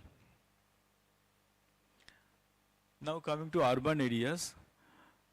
Now in urban areas, with regard to Gini and Gini welfare function, the scenario is more or less the same. Now there is no Bihar and Jharkhand where the Gini coefficient has increased. So here these are more or less behaving in the same fashion. That is, Gini coefficient has gone down, and Gini welfare function there has been increase for all the major states. Here, of course, we have used 2011-12 figures of undivided Andhra for Telangana, because at that point of time the state was not in existence, and for the purpose of comparison we have used those figures. So now coming to some of the limitations of HCES 22-23. As I have already mentioned that in HCES 22-23 we have used state as the basic stratum. So it is advisable not to generate estimates of district levels from this data of HCES, because some of the districts or many of the districts may not have sufficient allocation for generation of appropriate and accurate estimates. I have also mentioned earlier that in NSS surveys we collect information on a number of auxiliary characteristics. So it is advisable not to make any attempt of estimate of SC, ST population or OBC population or even the total population of our country, because the survey has not been designed for that purpose. And these are basically auxiliary information which are collected as reported by the households, and these are being used for different types of cross classifications, and we also do not do that much of validation for all this kind of auxiliary information. So it is advisable that users of unit level data, they should not use this kind of information for generation of any estimates of indicators, rather than for doing cross classification. So with all this, I have come to the end. This is a kind of Lorentz curve for rural and urban areas at all India level. So here, of course, you can see that the inequality has also declined. So with this, I have come to the end of this presentation. Thank you for giving me a patient hearing.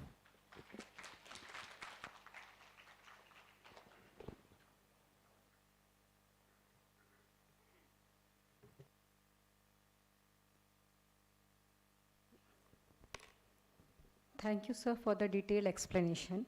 Your thorough and clear elucidation has greatly enhanced our understanding. Thank you so very much.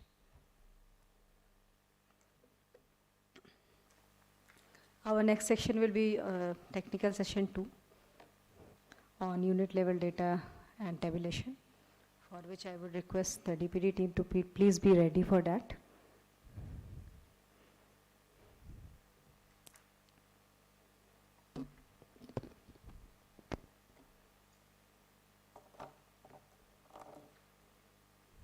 Please, a huge round of applause for SDRD team and SSO. Once again, thank you to all the speakers. Our next technical session will be on the understanding of unit level data for tabulation using multiplier and steps followed to ensure the data quality. For this, I take the opportunity to invite the speakers of the session, Shri Salil Mukhopadhyay, Sir, as Deputy Director General, and Shri Supriyo Sarkar, Director from Data Processing Division, to please come on stage for the session.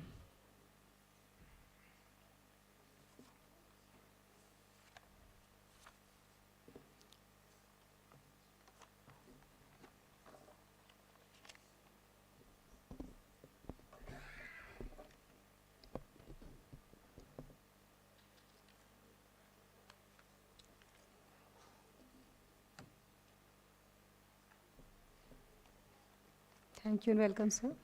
The session will start.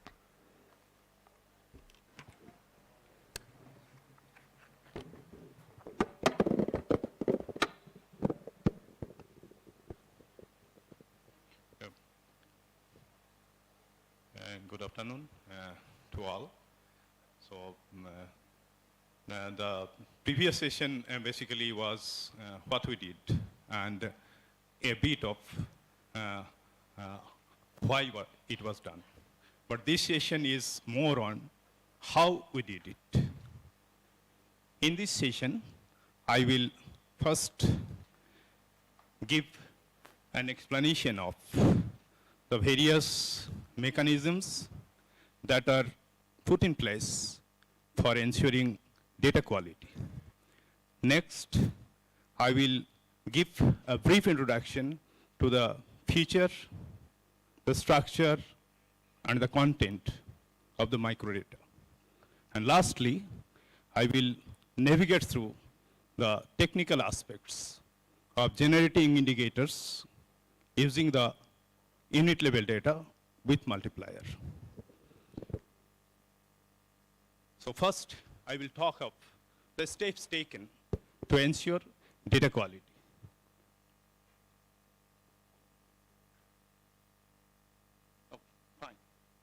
But first, let me introduce the digital platform, that is eSigma.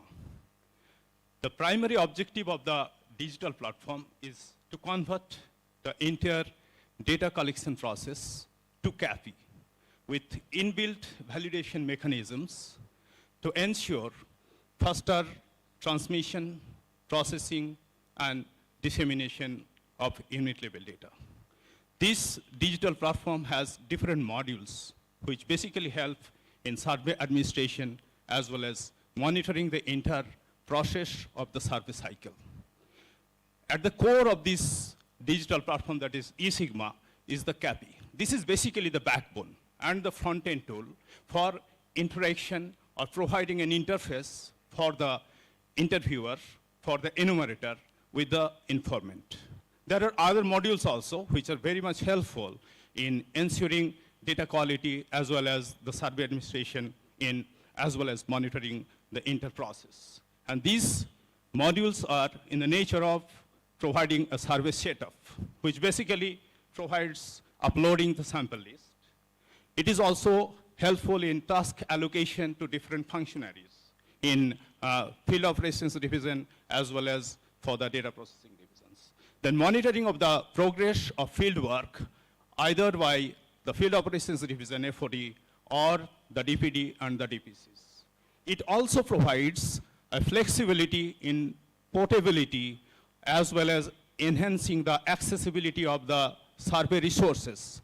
Basically, these are the operational guideline, the instructions, as well as a self-loading module, as well as the questions that are raised from FOD for getting necessary clarification. It contains the user manual, as well as a dashboard, which is basically a dynamic in nature. There is no human intervention in updating the progress of the fieldwork. So at any point of time, either in DPD or in FOD, the progress of the fieldwork can be monitored easily.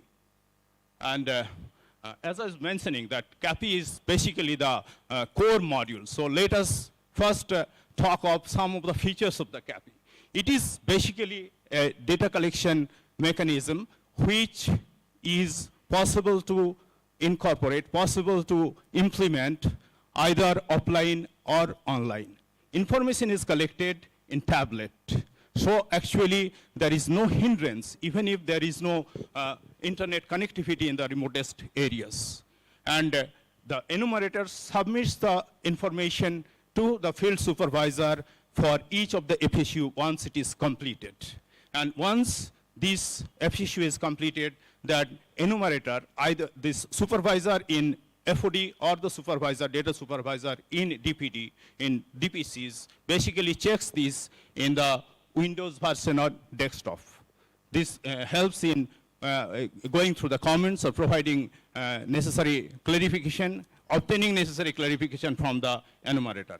And eSigma platform has provision of bulk download at DPD. Now, how actually CAPI is helping in ensuring the data quality.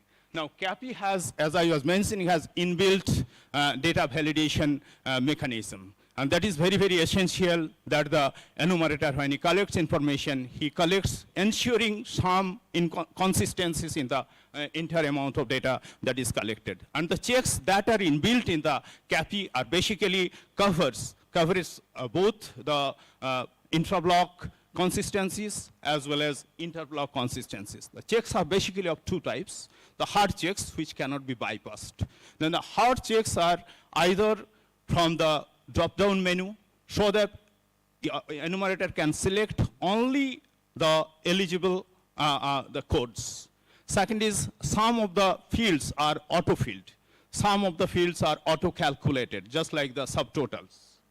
And as I was mentioning, that hard checks cannot be bypassed. So when the supervisor gets the data from the enumerator, it actually does not contain any of the inconsistencies that are of nature of error. What remains may be the failure of the soft checks. But for each failure of the soft check, the enumerator gives a comment, the remark, so that when the supervisor in FOD or the supervisor in DPCs checks the data, and if he feels that the remark is not explaining the entry, he can obtain necessary clarification from the enumerator. And these warnings of each of the failure of the soft checks basically provides an extreme leverage to the supervisor for ensuring that whatever entry is there is justified through the remarks. So these are the characteristics of the CAPI. And one of the important characteristics of the inter-survey operation is the integration of the listing schedule with the main questionnaires, whether it is HCQ, FDQ, CSQ, or DGQ. Previously, in the pen and paper mode of data collection, the inter-operation of the listing schedule was done manually, whether it is the formation of the second stage stratification, or the selection of the second stage, selection of the households from the second stage stratification, or for that matter, ultimately canvassing the selected households. So all the manual intervention provided opportunities for committing some mistakes. Now the CAPI has completely eliminated this human intervention of formation of the second stage stratification, selection of the households from the respective second stage stratification, as well as populating the selected households to the respective questionnaires. So this is one of the important characteristics of the CAPI, which has helped in ensuring the coverage correctly in the detailed questionnaires. This CAPI actually comes into operation in the survey cycle once the survey is launched. But even before the survey is launched, lots of efforts are made to ensure that the data is collected following the uniform application of the concepts, definitions, operational aspects, and procedures. This is done in a number of stages. First is prior to nearly 2 months before the launch of the survey, an all India training of trainers is organized, wherein all the regional heads and the zonal heads of Field Operations Division trained in concepts, definitions, as well as how to operationalize the CAPI, how to install the CAPI, and about the various features of the CAPI. So this is one of the important events that NSS undertakes before the launch of the survey. It does not stop there. Once the trainers are trained in the All India Training of Trainers, then in each of the nearly 60 regional offices, all the enumerators are trained in 3 types of settings. First day, it is some sort of classroom setting where all the concept definitions are discussed and necessary clarifications are provided. In the second day of the regional training camps, and hands-on is provided by sending the enumerators to the real fields, whether it is the rural areas or the urban areas, wherein listing of the households are done and canvassing of those households are carried out to find out if any other clarification is required in the instruction or any change is required in the course structure or in CAPI, those things are incorporated. After the regional training camps, the survey is launched. And after 1 month of undertaking the survey, then again a review regional training camps are held. Because within 1 month of conducting the survey, the investigator may come up with some difficulties either in operationalizing the CAPI or understanding the instruction, or he may or she may require some extra clarification or some examples to deal particular field situation. So regional training camps are held covering all the regional offices.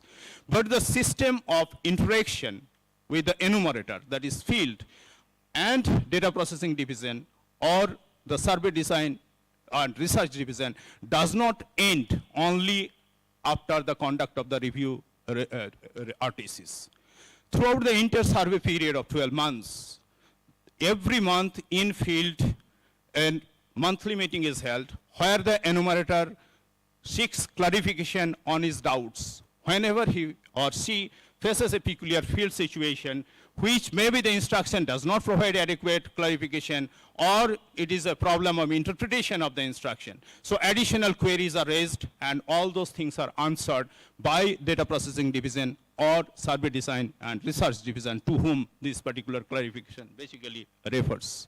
And this regular interaction with FOD and SDRD or DPD goes on for the entire survey period. For each of the sample FSUs, for each of the households from which data is collected, all these things are scrutinized by the field supervisor. So none of the FSUs basically reaches, none of the data of the FSUs basically reaches, or none of the data of the households basically reaches data processing center without being checked, looked, and scrutinized by the field supervisor in FOD. And not only that, during the inter-survey cycle, some improvisations are also made to increase the data quality, just like holding the data quality workshop, wherein the experiences of FOD, DPD, and SDRD are shared. Not only that, we also try to find out whether any enumerator is committing any particular type of mistakes, or if any enumerator has a problem in understanding. For this enumerator-wise analysis of the information that is collected by them are done. And it is shared with the FODs for timely intervention for necessary corrective steps. So these are basically the stages that are carried out before the launch and during the inter-survey cycle. And now let us talk something about how the data flows within the field operations division. Enumerator collects information, and then he or she submits this to the field supervisor. Field supervisor checks each and every field for each and every household.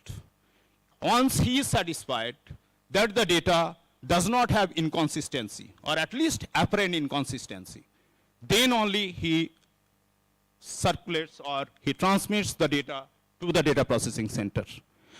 This ensures that all the fields for all the households are scrutinized and the data has necessary consistencies. If the field survey supervisor has any doubt, he gets necessary clarification from the enumerator to carry out the further processing of the data at his end. Now, when the data reaches a data processing center, then also there is a communication between the data processing center as well as the field operations division, FOD. If the data supervisor in the data processing centers, after looking into the data, sees that some of the fields does not seem to be consistent, he makes necessary references or he takes necessary clarification from the field operations division to make the data consistent. In fact, once all the data for a particular FSU or for a particular state is submitted, then these are downloaded for further processing. And this I have already talked about the flow of data between different divisions. And one of the important tasks as DPD is once the bulk download of the data is done, then from the eSigma platform, then it is actually made usable in the form of a database. And for this, some of the basic operation of the database is done before it is further processed and analyzed to find out if there are other inconsistencies. And what are those steps basically done in DPD once the bulk download of data is done? Let us understand one thing, that when the enumerator collects information, he sees the data at most at the household level or at an FSU level, not above that. Similarly, when the data supervisor in data processing center scrutinizes the data, he gets the picture only generally at the household level or at the FSU level. But when the data is bulk downloaded in DPD, then some important checks and scrutinies are done to find out first that the sample weights, the sampling weights are calculated properly, and this is necessary analysis is done if there is any big or small values in the weights. Then the estimates are also generated for a particular domain, maybe in a sector or state. And if it is seen that particular estimate is very high or very low compared to that particular domain, then necessary checking is done or necessary clarification is obtained from the field operations division so that ultimately the final data released does not have any inconsistencies.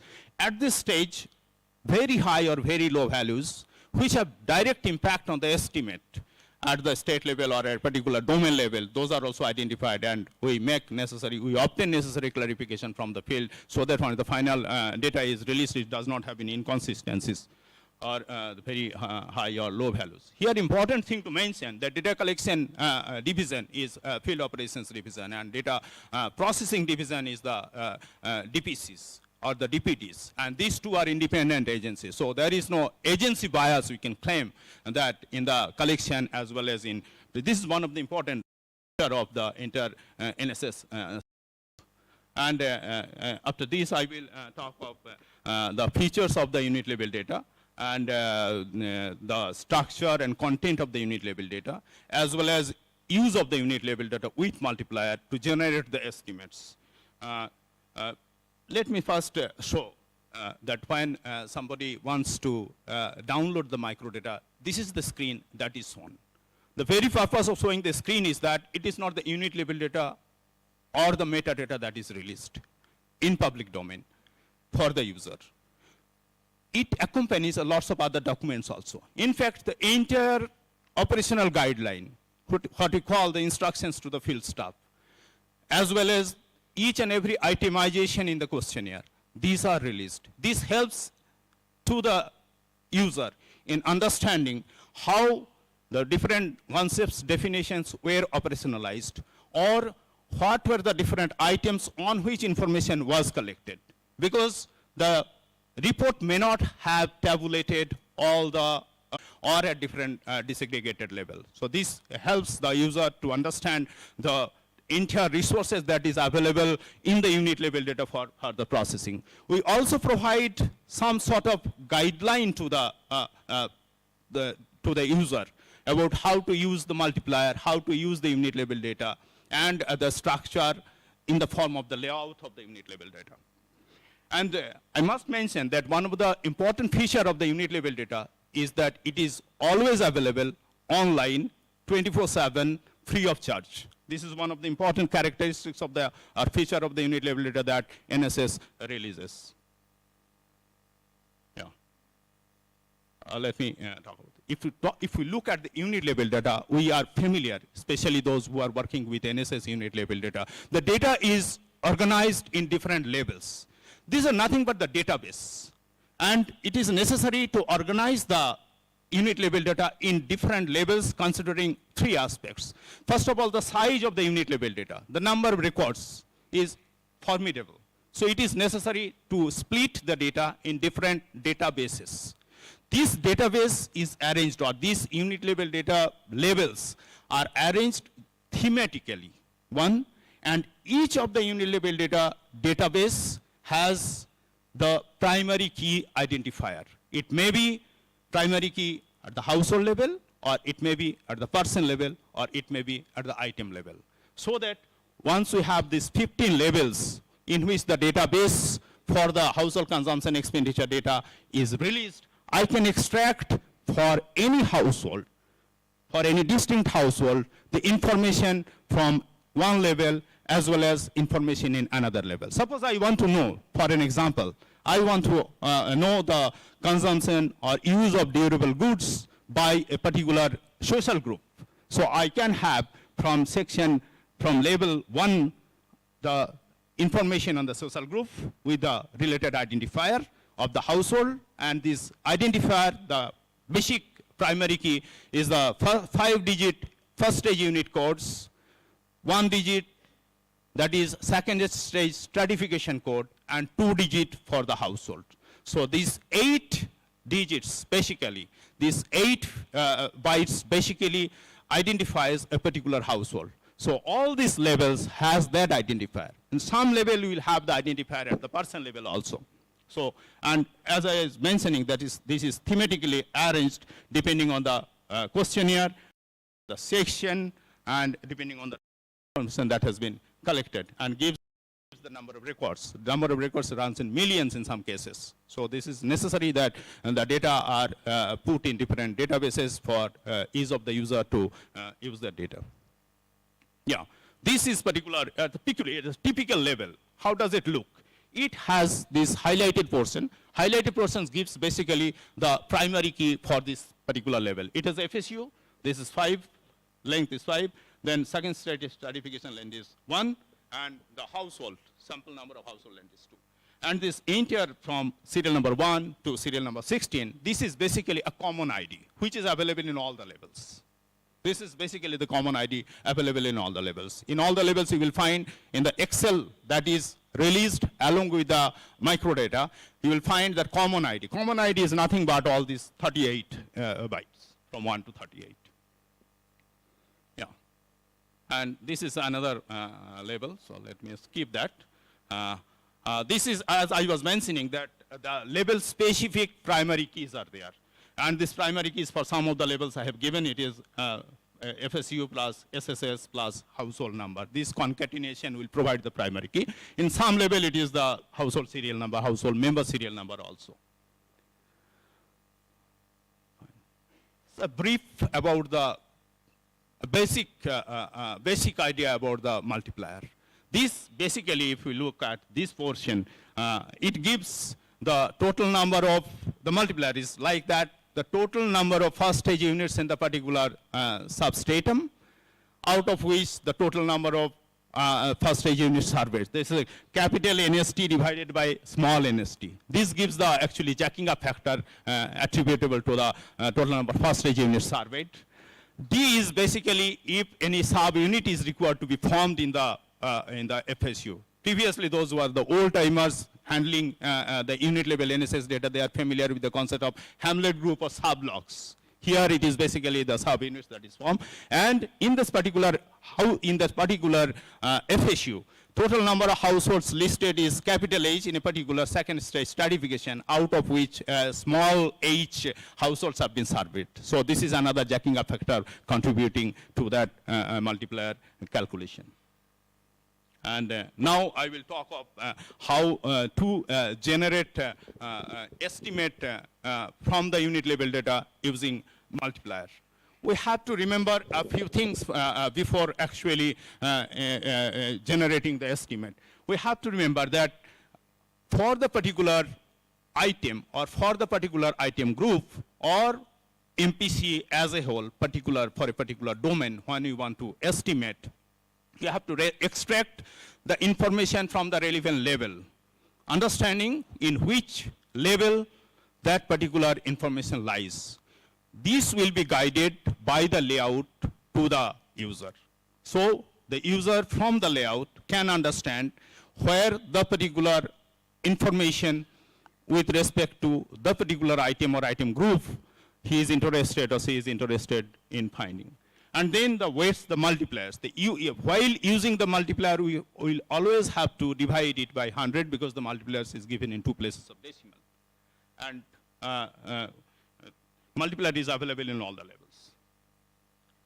Yeah. Now actually, the estimates that are generated using the unit level data are some sort of rates and ratios, whether it is monthly per capita consumption expenditure or household size for that matter. For these two information is required to be derived.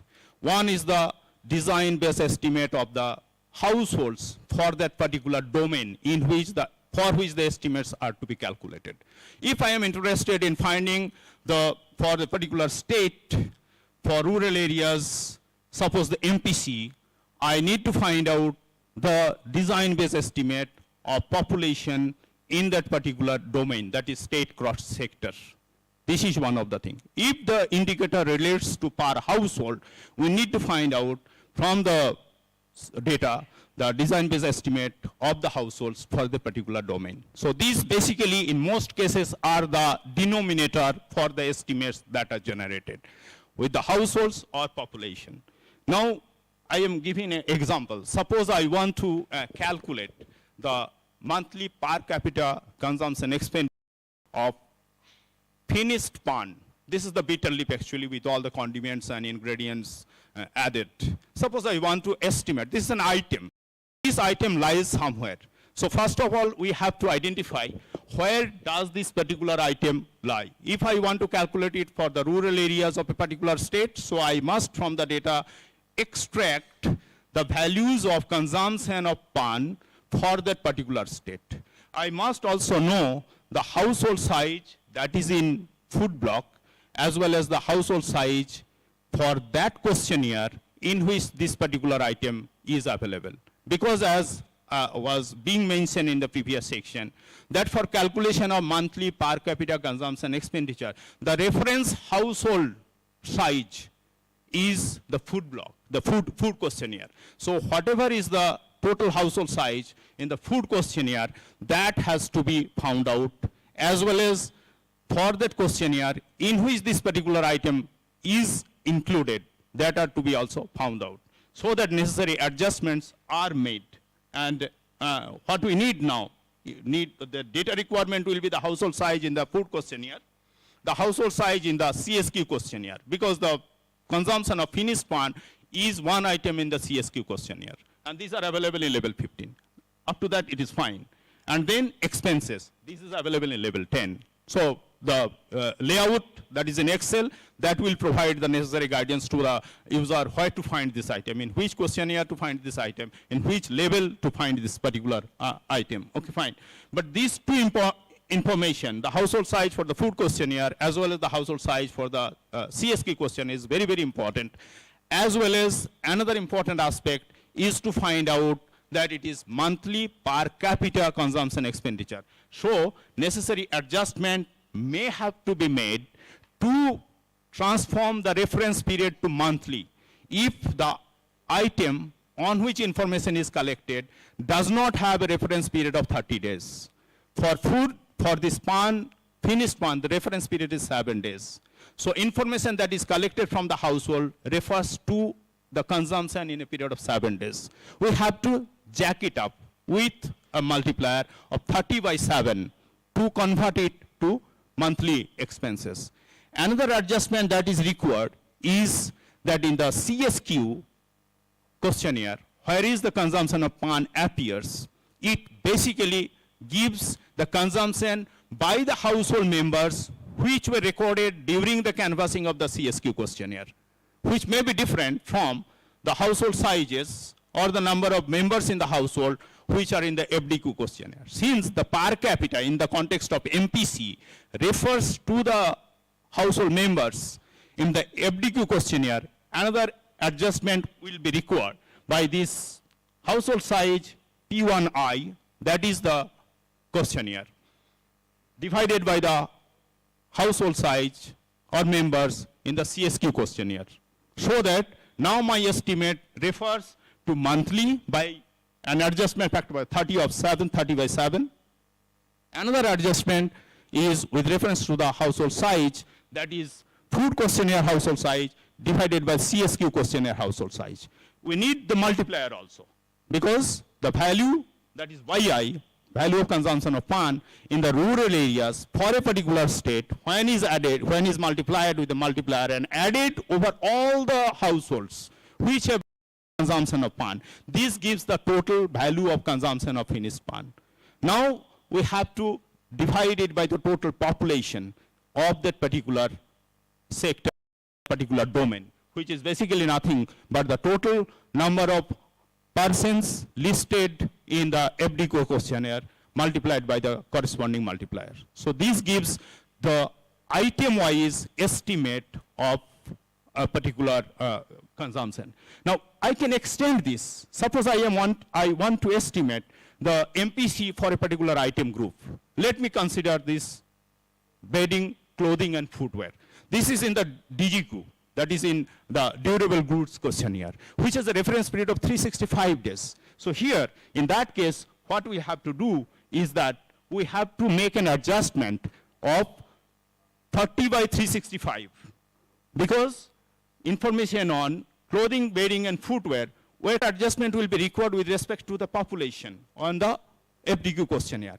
This clothing, bedding, footwear appears in the DGQ questionnaire. So the information or consumption or expenditure on clothing, bedding, footwear basically refers to those household persons, those persons in the household which were recorded in the DGQ. So we need to make an adjustment of converting it to the population with respect to canvassing the FDQ questionnaire. So this P1I, which is basically the total number of persons listed in FDQ, divided by P3I, which is the total number of persons listed in the DGQ. This adjustment will be required. So in this fashion I can find out, the MPC for the entire domain also. This will require summing up all the consumption of the items with the necessary adjustment for the reference period, with the necessary adjustment for the questionnaire in which this particular item has been has appeared. So this is basically the way of using the unit level data with multiplier for calculation of MPC for either an item or an item group, or for that matter the entire MPC considering all the consumption and expenditure covered in the HCES. Another important thing I would like to mention, that how to use basically the fractile classes, how to form the fractile classes. For this, 4 things will be necessary for the user to identify. First of all, calculate the MPC at the household level and order the households in the ascending order of the MPCs. Second will be the total estimated persons in the households. This is nothing but household size multiplied by the multiplier of that particular household, so that the sample household will represent so many households in the population. So these 2 are necessary to calculate first. Then it is necessary to calculate the cumulative totals of the estimated persons for each of the households in that ascent of the percentage of population of the cumulative total. Now once we have actually calculated the cumulative percentages, the last household in the order arrangement will give 100%. Suppose I want to calculate for a particular, take for example the decile classes, it will be easier to understand. Any fractile class I can make, either quintile or decile. Suppose I want to form 10 classes, decile classes. So what will be which households will be included in the first decile class, which will contain basically the first 10% of the population, 10% of the population. So in that order arrangement, if I add the total number of households, total number of persons, and then what we get with the inclusion of a particular households, suppose the cumulative total is coming to be 9.9%. And if we add the next household, the cumulative total comes to be 10.5%. I want a decile class with 10%. Though if I include the previous household, it is coming 9.9%. If I add the next household, it is giving 10.5% of the cumulative total. So the difference is least if we include the previous household. So in the first decile, include up to that household which gives the 9.9% of the total cumulative population. And in this fashion, the other decile classes are to be formed. So this is basically the way the different types of estimates are obtained, one, and the fractile classes are formed. So this is the end of the presentation for this session. Thank you very much.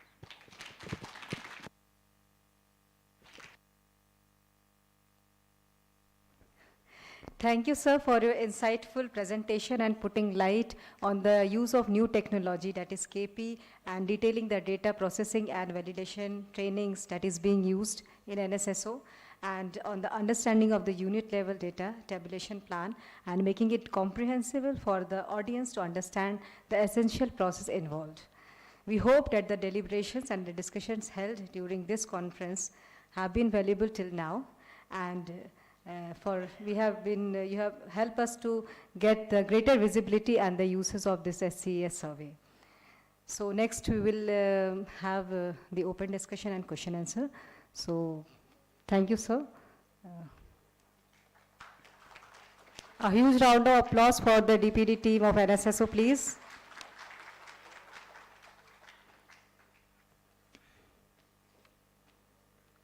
We will now have the open discussion and question and answers. We look forward to further enlightenment on this subject. It is indeed a golden opportunity for each one of us to enrich and enlighten ourselves through exchange of ideas and knowledge through this open discussion.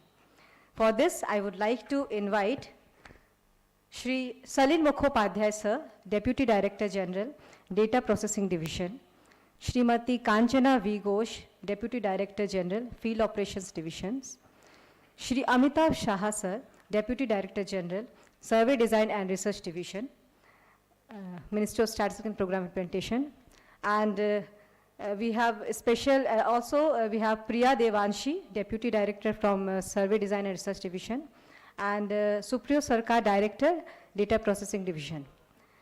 We have a special guest, and I take privilege to invite them for this open discussion and question answer. We have with us Dr. Praveen Srivastav, sir, ex-Secretary and CSI, Professor TCA Anand, sir, ex-CSI and Secretary MOSPI, and we will also have S. Chandrasekhar, sir, Professor Indira Gandhi Institute of Development Research, and member of Working Group of HCES. May I please request all the speakers and dignitaries to please come on the dais and start the open discussion and question answer, please.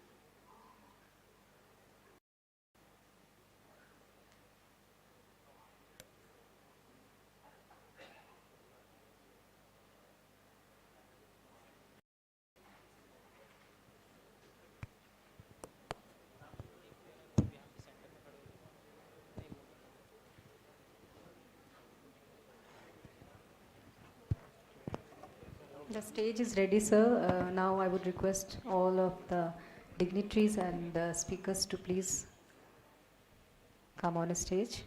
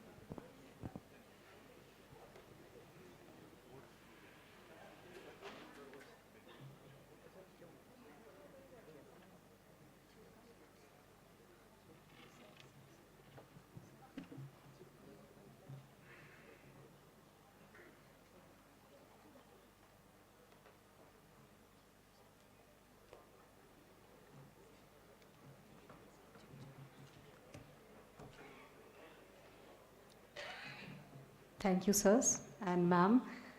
So before we proceed, for ensuring fruitful participation, I would request all the participants to please put your phone on silent mode so that it will minimize any distraction and for a smooth and interactive discussion. To ensure that everyone has an opportunity to speak, please keep your comments concise.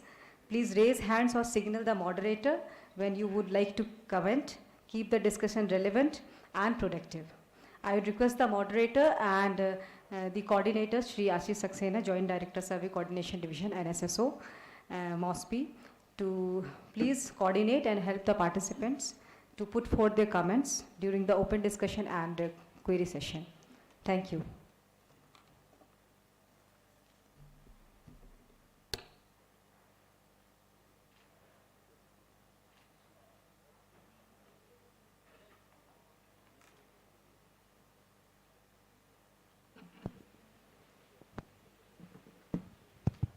Good afternoon, Thomas Danielewicz from the World Bank.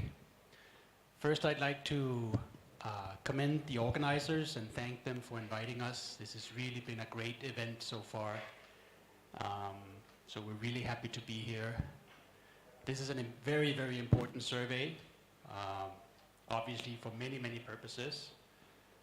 Now the important work will begin to analyze the data, to use it to estimate poverty, national poverty, international poverty, which is some work that the World Bank will be initiating now.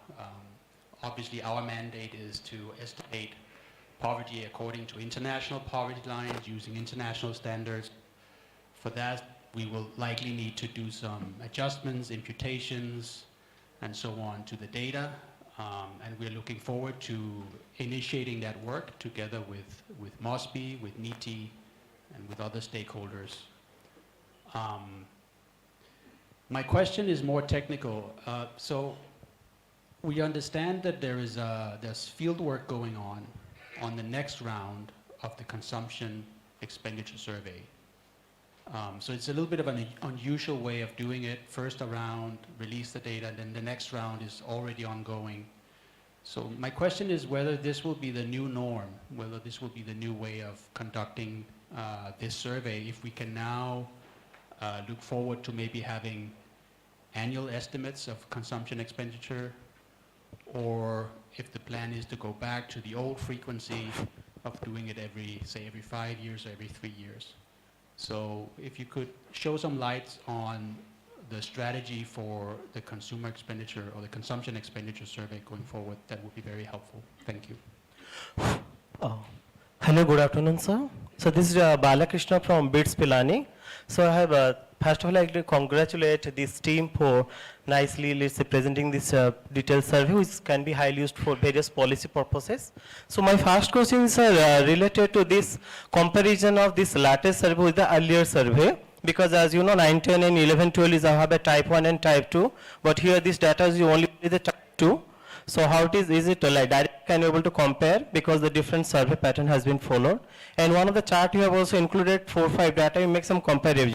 But as 4-5 data is again based on MRP, not MMRP. So regarding that is my first question. Second, sir, as you have mentioned, the 17-18 data is not released. So is there any possibility to release it in the future? My second question. My third question is related to like, is this congestion data is going? Hello.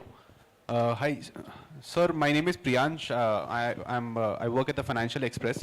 I wanted to ask, there have been reports that the base revision exercise of the CPI will be based on the 22-20 survey, and the results of the current survey, the 23-24, will not be taken into consideration in the revision exercise.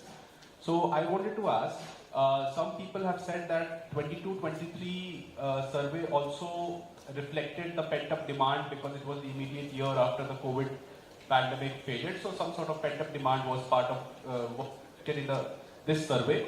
And 23-24 was the right, in that sense, would be the right year to actually gauge the consumption pattern. So is 23-24 survey not being considered for the base year, or it is out of question? I want some clarity on it. Hi, my name is Ishan. I teach at... Excuse me. Let us first reply to the questions which have already been asked, and thereafter we can take questions one by one. That would be better. Answer the questions which has already been asked, then we will take one by one. Okay. It would be better, sir. Please.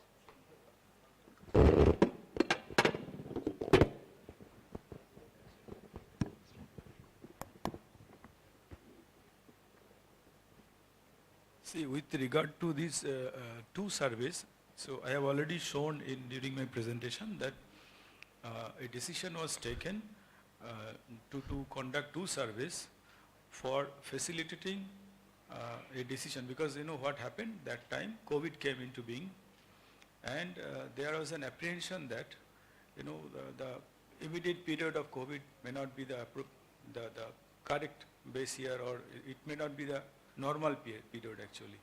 So that is why it was decided that let us do two consecutive surveys. The ministry decided that two consecutive surveys should be conducted. And of course, thereafter, revision of the base year for different macroeconomic indicators, those are being done by different divisions. So they will analyze the data, and thereafter, like you know, for CPI, the different division is doing. So they will analyze the data, and they will take an appropriate decision thereafter. And as of now, there is no plan for publication of annual estimates of MPC from Household Consumption Expenditure Survey.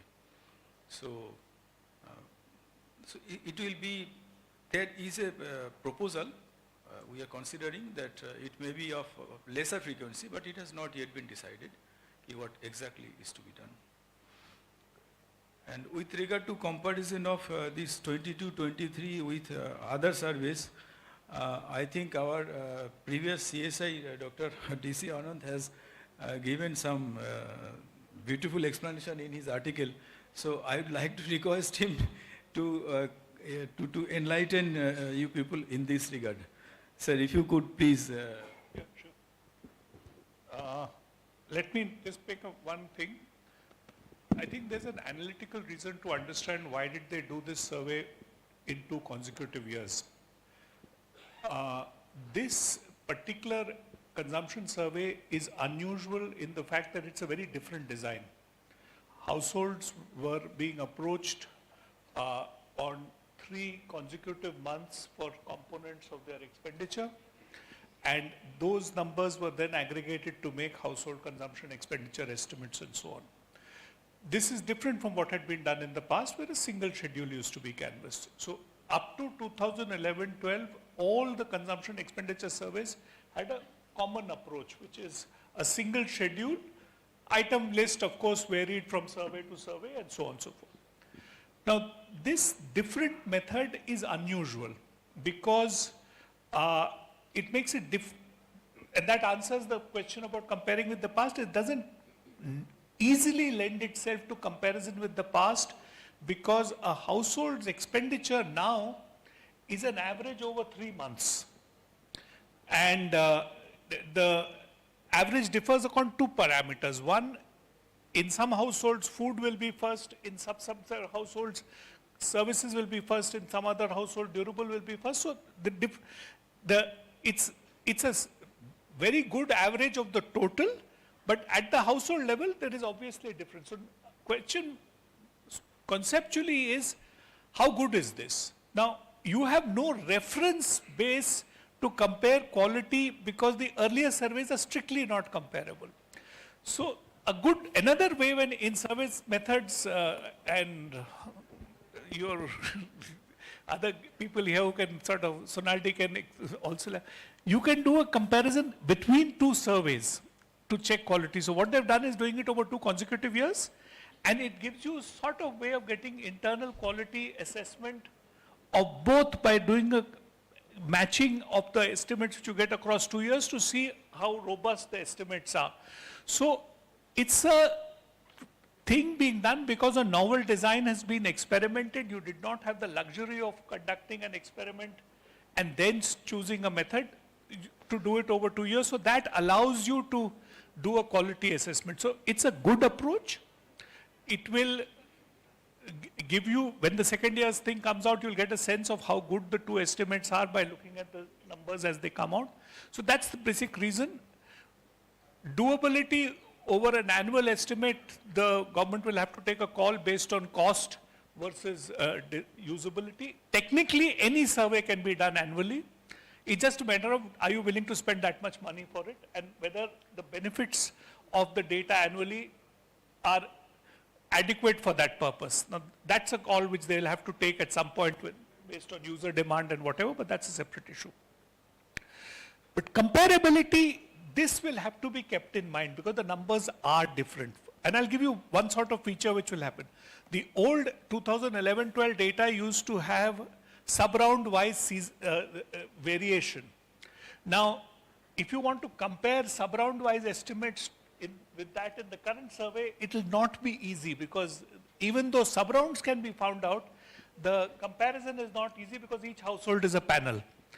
And the effect on seasonality, etc., will now have to be studied. I mean, it's not going to be that straightforward. I would like some people to take data and make the comparisons because you can do it across panels. You can make comparisons and so forth and try to see what sort of seasonal characteristics are visible in the data and so on. It may be worth doing, but it will be a different set of estimates than what happened in the past.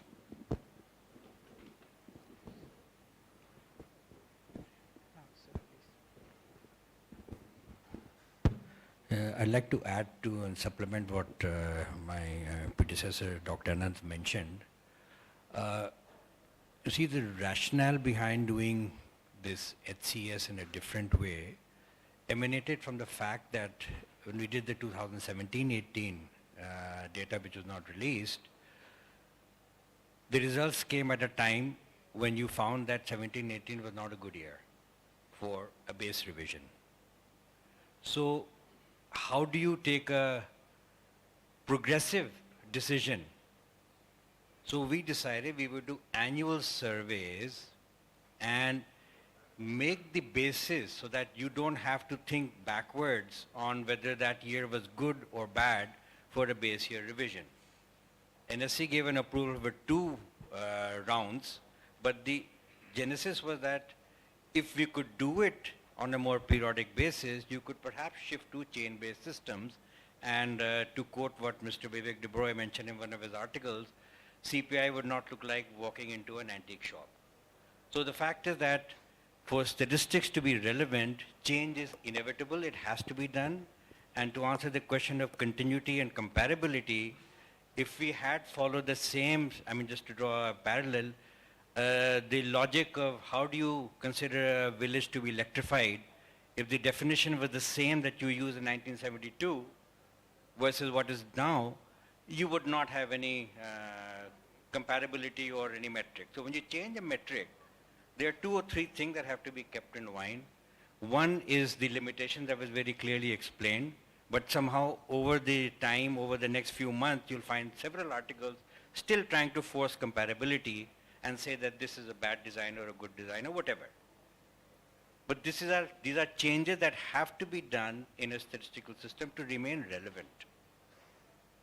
You need to be relevant, and in fact, what NSS should also be mentioning is that there were a lot of challenges being faced with the earlier ways that we were doing the NSS surveys. First was timeliness. Second was relevance of the instrument. Third was recall lapse. Fourth was respondent bias. Fifth was, are you considering the valuation of imputed goods that has been shown in the slides? When the RTE, NFSA, all things have come into the being, are you quantifying all that? And is the MPCE comparable or not? The fact is that these are known given things, and your instrument has to be relevant to the needs of what's happening in the society. Having a mixed period was, the overriding constraint was we did not want to have a respondent fatigue when you spend 2-3 hours in a household and not get the relevant response. So respondent fatigue was addressed by having multiple visits. It does affect comparability as brought out by several of the researchers, but the fact is that, are you getting more relevant results?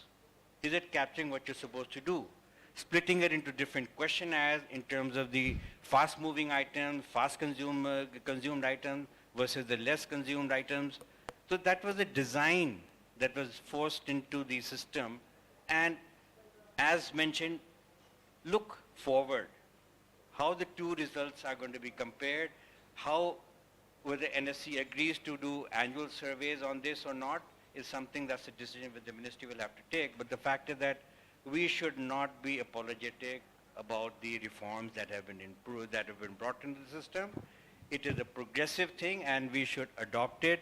And I think researchers and the media should also support the fact that we are becoming more relevant to the needs of the society and the policy making. So there are other issues which I'll address later on. Thank you. Participant from that row, please. Sir, just a minute. Yeah, hi, good afternoon. So my name is Ishan, I teach at IIT Delhi. I have two questions. One, given that the basic unit now is state, is there any mechanism to ensure that most or all districts are covered in the sample? That is one. And the second is, in the previous surveys, the second stage data was drawn in a way that it was ensured that, let's say, a certain number of households will be picked from the bottom 30%. Now this time, the second stage data is drawn in a way that, for in urban, for instance, so all those who do not own a car would be in the bottom strata. And that strata would be picked according to the population proportion. Now suppose I'm in the bottom 10. How is it ensured that everybody has the same probability of getting picked in the third strata? Because it could well be that, let's say, the 40th, 50th, 60th percentile could be getting picked and not the bottom 10 or 20. Thank you. See, this time actually, as I have already mentioned, that there is a minimum requirement of 18 households. So we could have very well used district as the basic stratum, but that would have increased the sample size phenomenally. So, and since we are not generating district level estimates as of now of the MPC figures, so it was decided state will be considered as basic stratum. And here from this data, it is not possible to ensure that each of the districts has got sufficient number of allocation of FSUs for generation of estimates. So that way, generation of sub-state level estimates from this data with sufficient level of accuracy or appropriateness is not possible. Anybody can do it because in the data districts codes I think will be posted. So that way, that is possible, but in that exercise, you may encounter this kind of scenario that all the districts are not having sufficient number of allocation. Secondly, formation of triple stage, this second stage stratum, this has been done actually, this is a further improved version of what we used to use earlier. Because here if you see, in the rural areas, 3 AAAs on the basis of land possessed criteria. And in the urban areas, again 3 AAAs on the basis of the possession of a 4-wheeler for domestic purposes, for use of domestic purposes. And as I have already told you, if you have taken note of that or not, I don't know, 18 households, it will be allocated among these 3 stratum proportionally. That means, say, if a particular household has more number of households, if a particular stratum is having more number of households listed in it, it will get more number of allocation. So depending on the socio-economic structure of that particular FSU, these households will be categorized in 3 AAAs, 3 socio-economic categories. Maybe you may call that rich, middle and poor. And 18 households, so against these 3 categories, we will have the number of households listed, say 5, 10, 20. And now distribute 18 households in proportion to that 5, 10 and 20. So that way, depending on the socio-economic structure prevailing in that particular area, the households, 18 number of the samples will be allocated in proportion to the number of households, those are existing in each of those stratum. So that way, depending on the exact prevailing scenario is being reflected in your data. Earlier what we used to do, we used to base it on this MPC figure. We used to calculate a kind of, one shot or 5 questions. On the basis of that, we used to determine 2 cut-off points, one is A and another is B, and on the basis of that we used to do. But we have seen that this MPC is a very crude estimate. So this is whatever we have followed here, this is a further refined version of the stratification that we used to follow earlier. And this will reflect in a more better manner the socio-economic scenario that is being prevailing in that particular area in our sample. I think it's useful for you to read for the 2 things. This second stage stratification being followed in this survey vis-a-vis earlier surveys has caused some confusion, so it's worth understanding. Remember what was happening earlier is the second stage stratification is done as a consequence of the listing schedule. Now, the methodology which NSS used to follow earlier was the following. First, the investigator would populate the listing schedule for an FSU. Now, when he is populating the listing schedule, he would make an estimate of MPC for each of the households. Now, this estimate was not an inquiry-based estimate because he did not have the facility to actually go and ask the household all the information about their MPC. It was a guess estimate of what the MPC is likely to be. It was either based on his judgment or a judgment of an informed respondent in the area, not necessarily of the household. It was just a number which was put there. And that number was used to then make a listing exercise. Now, you can see when you are doing this type of MPC, it's going to be very subjective. Recognizing the subjectivity, various efforts were made, and that's why reading volume 1, volume 2 of the earlier surveys will be useful because you will see the discussions of what those methods were. Questions were asked about the quality of house, land ownership is present or not, all sorts of things were done which were not easy, and from that some attempt was made to generate the MPC number. This time an effort has been made to list this on the basis of an observable characteristic which is available in the village database, which is land ownership. The situation assessment of farmers has revealed that land ownership is correlated very strongly with household income. And the land ownership figure which is used for the stratification is not the village level land ownership, but the state level land ownership. So a consistent pattern is being used across different FSUs in stratification. So this stratification will give you better capture of the richer household. Now, question is, are you leaving the poor? No.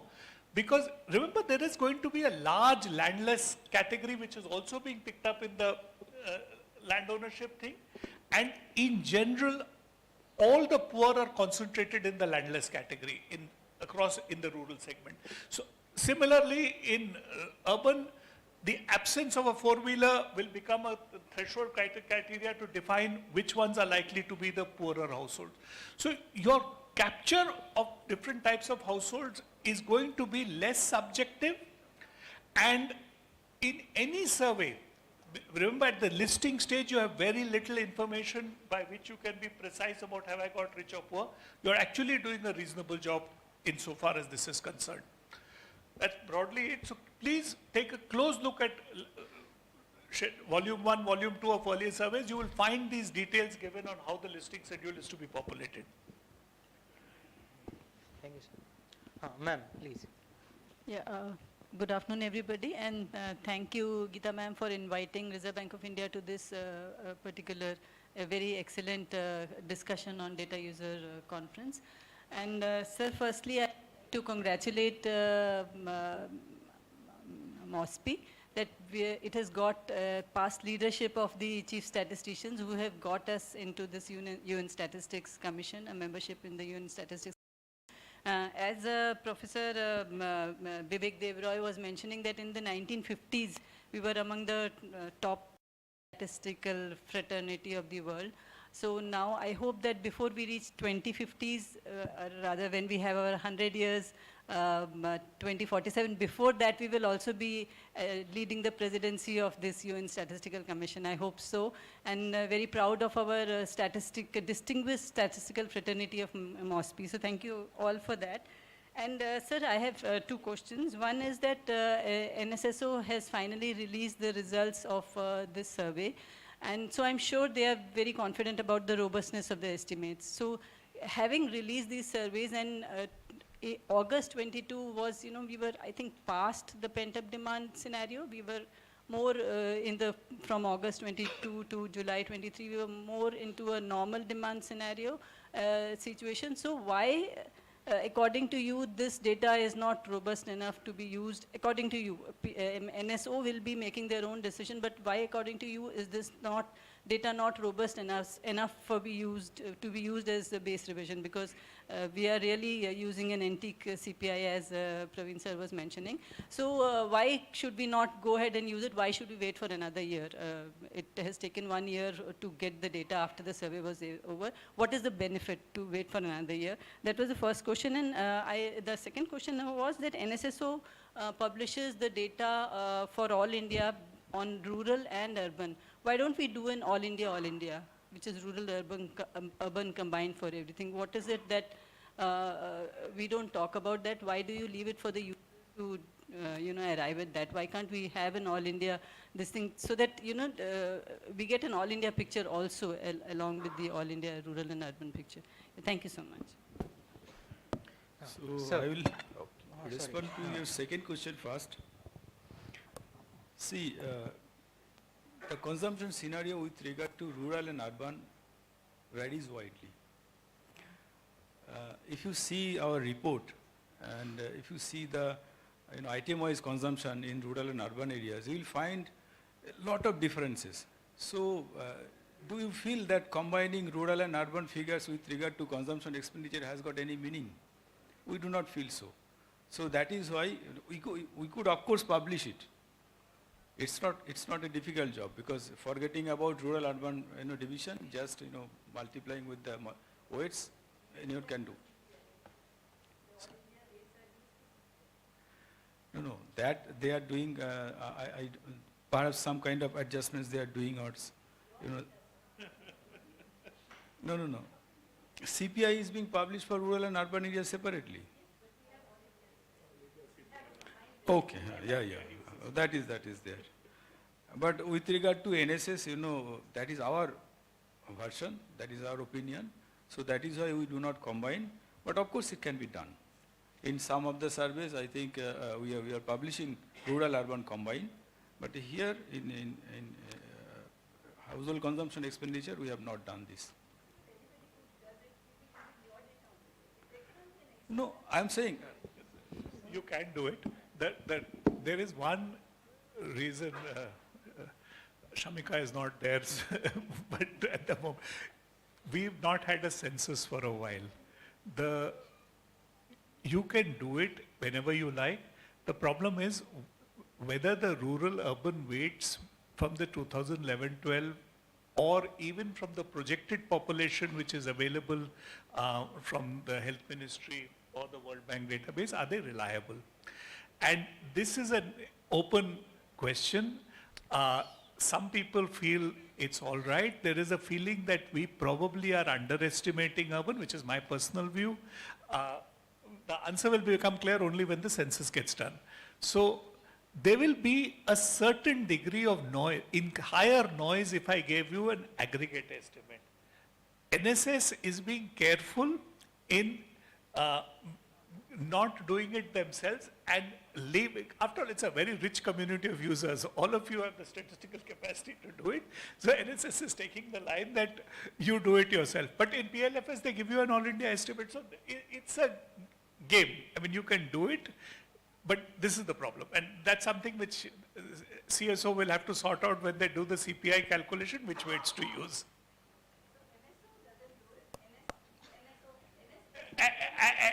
And that, you see, that's the problem. At the moment, what is unstated is everybody's question of, are we capturing urban right? I mean, it's a good research question. There is an estimate available. World Bank has it. It's there in the World Bank database. You can use it. The Health Ministry also has it implicitly. You can calculate it from there. The population projections of the two are more or less similar, so you can use either. But the larger question, which previous censuses have shown, that you misestimate urban because the census estimate is often different from the projected one. Sir, just to reply her question, that CPI she's talking of, CPI is just percentage variation of that price level. It is not giving any absolute figure. So that variation in urban area and variation in rural area is not widely different. As he told regarding MPC, it is showing the expenditure, the difference is too much, and combining them will be meaningless. So that is basic difference. And with regard to, we have never said that our data is not robust.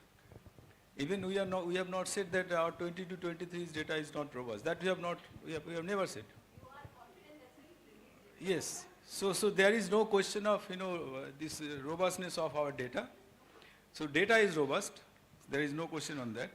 And the reasons for doing 2 consecutive surveys has already been explicitly mentioned by our HCES. There is another thing also that I would like to mention here, that, when we are designing the survey questionnaire, from some segment, a suggestion came that why don't you canvass the same set of the old questionnaire in a different segment of household in the same FSU, so as to get a comparable series. So what will happen? See, on one side we are saying that canvassing of the full questionnaire takes more than 2 hours time. Non-sampling error is creeping on. Respondent fatigue is quite high. And on the other side, for the sake of comparability, we are again suggesting that you do the same thing in the same set of households, incurring some cost. What purpose it is going to serve? Because one can vary conversion factor or adjustment factor that I will make use to carry forward my old past series. But we feel that that does not make any kind of sense. And that is why also, these 2 back-to-back surveys also, if you compare these 2 back-to-back survey data, then you will be, getting a fair idea that how robust this methodology is. Okay. Sir, please. Good afternoon, everyone. Firstly, I congratulate both the teams, one from SDRD and DPD, for making a very insightful and informative presentation. And regarding geographical coverage of the survey HCES, which was, my question is to Amitabh, that it was stated that exclusions are only on these inaccessible areas of Andaman and Nicobar. But while working in field in multiple rounds, we used to see some exclusions from Himachal Pradesh in accessible areas, Nagaland, far-flung villages. So whether any change has undergone for geographical coverage of the surveys? As of now, for the past few surveys, we are covering the entire country except for these inaccessible villages of Andaman and Nicobar Islands. But that means those things are being covered, or we are it is there in the sampling frame, it's being sampling covered. frame it is there. Is it okay? Now, Ms. Nidhi Satija, Director from Ministry of Health and Family Welfare, please ask. Good afternoon, everyone. Actually, I just want to know about the data monitoring and supervision protocol adopted in the MOSPI. Basically, I just want to have an idea that what layers of checking are there, with how many levels, like investigator, then supervisor, then senior officers of ministry, and wherever TAC members are also included in that or not. Also, how much percentage of PSUs are back-checked? Is there any fixed protocol for that, so that this much percentage of PSUs are back-checked? So this is the question. Thank you.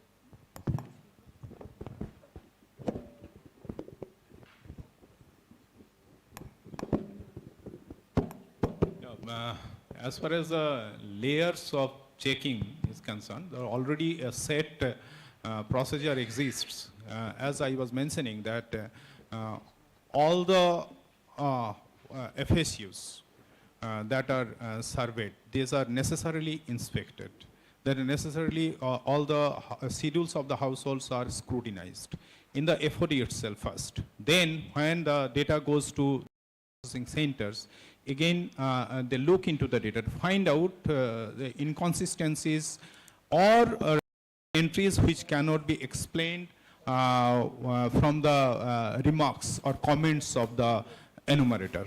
This is two levels in, you can think of at the FOD as well as in DPD, but then when the bulk download is done, then also we generate the indicators to find out if there is any outlier from the estimates itself.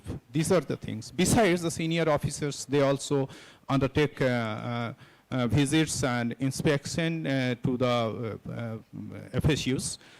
There is a provision for surprise inspection apart from the concurrent inspection as well as back checks. But quantification, I think, may not be readily available, that how many first stage units are in necessarily back checked or surprise inspections were done. But the system exists, and I was in field actually. I also used to undertake all these type of surprise and concurrent inspection, because it is seen that surprise and back checks are very, very essential for ensuring that it is going on. It is going on. Maybe readily information is not available, but system exists.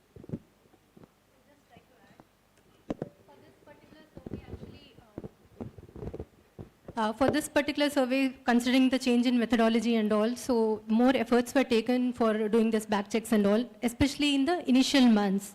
So more number of back checks and concurrent inspections and surprise checks and all were all carried out. And subsequently in the initial months, it was almost 100% like Dr. Salim mentioned. Then in the subsequent months, it was slightly brought down after adequate experience was gathered by the new enumerators in the field and all. Thank you.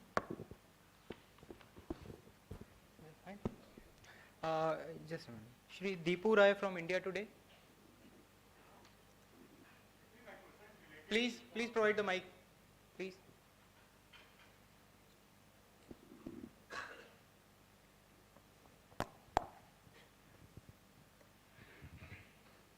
Thank you. My question is related with the methodology section. Latest incoming estimates about the poverty is showing that the extreme poverty have almost eradicated. So methodology is different, for more robust, you can say that 2022 and 23. So is it genuine or is comparable, this kind of conclusion? Means because the methodology is more different. You use more frequent visit to household, and you get more data, more robust data, more robust designs of your survey. So how is genuine to compare last result of poverty? Thank you. See, MOSPI is not the appropriate agency to make any comments on poverty because we do not compile poverty. Earlier, it used to be done by the expert committees, appointed by the Planning Commission. They used to do all these things. Now, perhaps Niti Aayog will do. So we are not in a position to make any comments on poverty. But one thing I can say that perhaps there is a need now to change the methodology or the poverty basket because many changes has taken place in between. Because you will see that national, these Ayushman Bharat was not there earlier. So these have got, these have brought several changes in the consumption pattern and expenditure pattern of the households over the years. So whatever action, because since we are not doing in the estimation, neither estimation of poverty nor computation of poverty, so we won't be able to make any comment on this. Okay. Ms. Suvidya Patel. Hello, I am Savidya from FAO. So in past survey, NSSC used to have calorie count conversion table for all the food items. And this time it has not been available yet. So will it be available anytime soon? And in addition to this question, I would also like to know, understand how NSSO decide on calorie conversion of food item like a cooked meals. No, calorie we have not calculated this time. So there is no plan to do that. So if you want to do that, there is this National Institute of Nutrition is there. So they bring out a detailed, item-wise calorie content. So we'll be releasing, in fact, in our detailed tables, per capita calorie consumption of, per capita quantity consumption of the items are there. So using that conversion factor, one can use it. One can derive those things. Let me plead guilty on one thing, which is something which I had pushed. Earlier, NSS used to bring out a large number of reports and with very detailed tabulation of a lot of things. These report preparations took an enormous amount of time because every report tabulation has to be independently prepared, then validated, scrutinized, checked. All of that used to take time. As a consequence, unit level data of NSS was not released until all the reports were done and released, which is why till about 2000, I think 9, 10 or thereabouts, unit level data came out almost 4 or 5 years after the survey was complete. I had aggressively pushed NSS that they should seek to release unit level data early. And the timeline we set was 1 year after the completion of survey, both the report and the unit level data could go. Now the earlier procedure of having large number of reports, many tables, and early release of unit level data are both not possible together.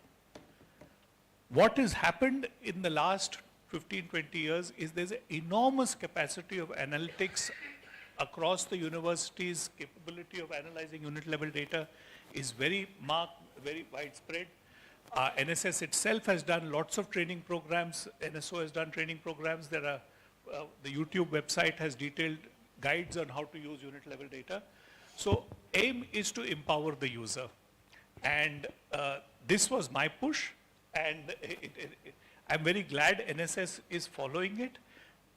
Some tables in the process will get left out. It is not possible for them to continue maintaining continuity with all of them. But the thing which I would like to emphasize is all of you have the capacity, and Salil made a very nice presentation on how to use the unit level data. There are YouTube presentations which are available. MOSPI has also put out YouTube on how to do the unit level data calculations using the thing.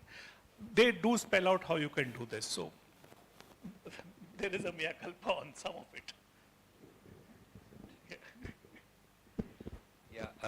So the other thing that we have done in MOSPI is that the detailed data is available free of cost to the research community. So it actually encourages the number of users to be able to use the data without going to the hassles of applying and getting it.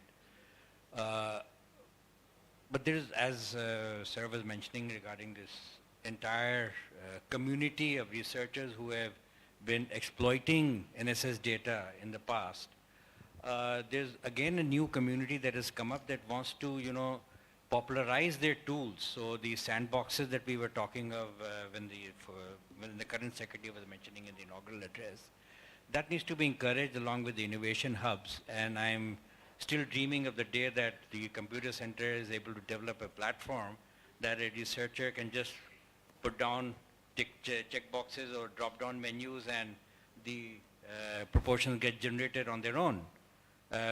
Put in the population figure as per your need and then the results are out.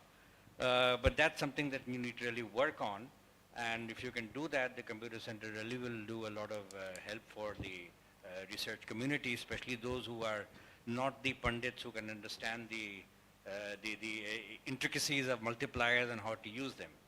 So this is one thing that NSS and MOSPI can consider. But sharing of information, sharing of algorithms across the research community, MOSPI can encourage that to come on the same platform so that people can take advantage of research done elsewhere.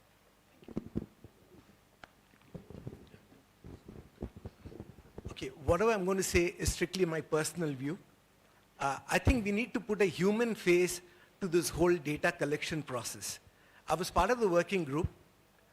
The first thing that we realized that we were told a long questionnaire doesn't work. So it was, and when you read the literature, it's very, very inconclusive in terms of what ought to be done. So when I'm talking about putting a human face to it, first question was, if I go to a household 3 times, is that household going to be there all 3 times? It was a valid, genuine concern. I mean, it was a bit like an exit poll thing or whatever you want to call it. At the end of 6 months, when the working group was told, you know what, the attrition rate is not something that you need to worry about. I think eventually the attrition rate was around less than 2%. So in a sense, were we very sure as to what we were going to get? We had our apprehensions. Second point, when it was a one-shot visit, I went to her household, and maybe she was the person who was appropriate to answer the questions, and I was done. I go to her house 3 times. What if the second time she is not there? Who is going to respond? This was a valid question. Now, if you actually go ahead and look at the data, it's not that it was the same respondent all 3 rounds. It was not the same respondent all 3 rounds. So there was actually variation there. Was that the right thing to do, or was that the wrong thing to do? If you go and read the literature and sampling, etc., what's been attempted, does it vary by respondent, you know? There's really no guiding principle there to say, okay, this is the way you go ahead and do it. Third thing, this thing that you heard, there were 3 questionnaires, right? Food, FDQ, DGQ, and CSQ. Did it matter in terms of what sequence it was actually asked? So at the end of at least like halfway through the round, the statistical system did get back to the working group test saying that, look, you know, if the respondent changes, you know, you have a household where it was the same respondent for all 3. You have a household where there were 2 different respondents. Did they actually look different? Another valid question, does it matter whether the woman is answering the question or does the man is answering the question? So in that sense, what I'm trying to say is like, it was a bit of informed guess. As I said, this is strictly my views. This is not of the views of the working group or of the statistical system. It was a bit of an informed guess and punting that actually happened. Was that the right thing to do or not? I'm not here to answer that. But I think, being an academic, I think, as Professor T.C. Anand said, do things vary by sub-round? Okay? How did the responses actually change depending on whether it was 1 person responding or 2 people responding? Third, you know, the issue was what happened to the item non-response rate. That's a tricky question because the number of items actually also increased. Okay? So in that sense, it's kind of like it was informed guessing that basically went into it. Simple stuff is like the question that was asked about the 4-wheeler thing. There was a perception that NSS was not picking up affluent households. You know, if you read the urban frame survey, you know, there's affluent blocks and non-affluent blocks.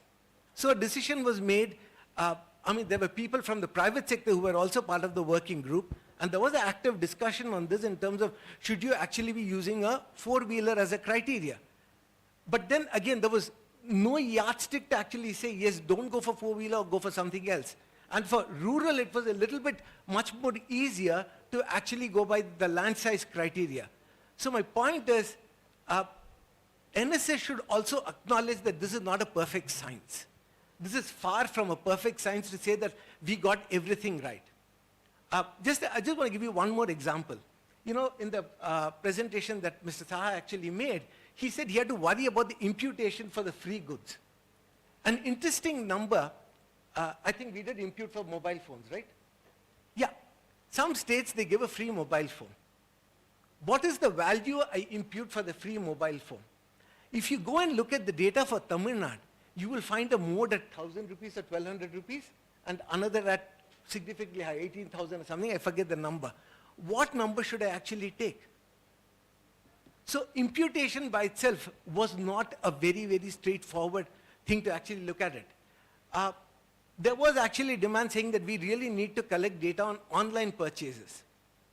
Now the thing is, we couldn't really ask for each item how much was bought online and how much was bought offline. This was considered not feasible. So there were lots of stuff that actually went into this survey, a little bit of guessing and punting, and I think maybe we have done it right as a statistical system, and the 23-24 survey would basically say that, okay, maybe this methodology, it actually worked out. And to expect that the statistical system thought that they would get everything right and the working group would get everything right is not a normal. We were as apprehensive of everybody else in terms of when we went into this whole exercise. Thank you. Okay. Next, Dr. A. Ganesh Kumar, NSC member. Sir, Just please. one more question on this whole poverty line. There was a 1993 expert group on poverty which said that the poverty line changes over time. There is one full section devoted to limitations of poverty line. They say what is considered a luxury today becomes a necessity tomorrow. Best example, mobile phone, which didn't exist in 1993. So I think we need to completely rethink how we are going to think about a poverty line basket and how we draw the poverty line. Good afternoon for a wonderful presentation. I enjoyed it all. I have two questions actually. One is, you know, you have done stratification, you have a certain sampling frame in the background and a certain amount, I mean there is a certain randomization you have done which takes you what is the, so you can actually have a ex ante multiplier, okay? And then after the survey, counting out all the non-responses and all that, you have an ex post multiplier, which is what you actually report. How much of a difference is there between the ex ante and the ex post? Okay, that's one question. Because when you have changed the sampling approach in several aspects, I think this is a question also that one needs to look at, I mean, at some stage, maybe in preparation for the next round. A second question is, in your stratification of the rural, you now have two strata. One is villages which is less than 5 kilometers to an urban center or a district headquarters. And then the rest of the rural area is there. To me, this is actually a very useful thing to start thinking of not just urban-rural classification that we traditionally do, but we should possibly start thinking of an urban, peri-urban and a rural. And whether the sampling would enable us to estimate and see whether there are actually differences between your stratum 1 of rural, which is less than 5 kilometers, and the rest of the urban. Whether there are significant differences which would lay the foundation for thinking of a three types of classification: urban, peri-urban and rural. I think structurally we have to think of it because there are a lot of urban areas which are urban areas and urban problems which are relevant to the peri-urban areas, which is not so much relevant to the rural areas. So I think we should start thinking along those lines also. Yeah. Thank you. You know, Professor Ganesh Kumar has made suggestions which I don't know whether they'll be able to answer completely or not, but they should reflect on. There is something here for a policy which NSC may want to consider. We've discussed this many times. The question which he raised about ex-ante and ex-post multiplier relates to the release of listing schedule data. At the moment, NSS does not release listing schedule data. It only gives some summary aggregates from the listing schedule, which are captured in that block 0 layout part where the details are given, but the full listing schedule is not actually reported. I think NSC should discuss this as to what extent listing schedule can be disclosed or shared, and maybe a greater disclosure of listing schedule things. There was an earlier discussion, some of the village parameters of the listing schedule, an earlier NSC, Professor Tendulkar's time, had taken a call that some of those should be released, but the full listing schedule was not being released. Releasing listing schedule, or at least a greater part of the listing schedule than is currently being done, will enable a much richer understanding of response error and what is the sort of things which are happening between the ex-ante and ex-post multiplier, and may be useful to do. So I don't know whether anybody can answer this question, but since you are a member of the NSC and chairman is also here, I'm going to use my privilege as a member of this audience to suggest that this is something which should be taken up for discussion. More than welcome. Okay. Now, Shri Abhiroop Mukhopadhyay from ISI Delhi. Please provide the mic to sir. Moderators, please.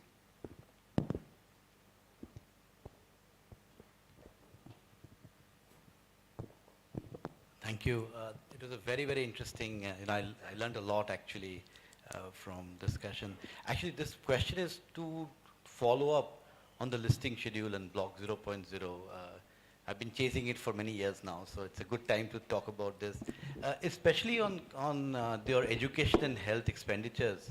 With one always worries whether zeros are actual non-going, someone is not going, or just that the expenditure is zero because it's free, right, which you cannot, you have not imputed.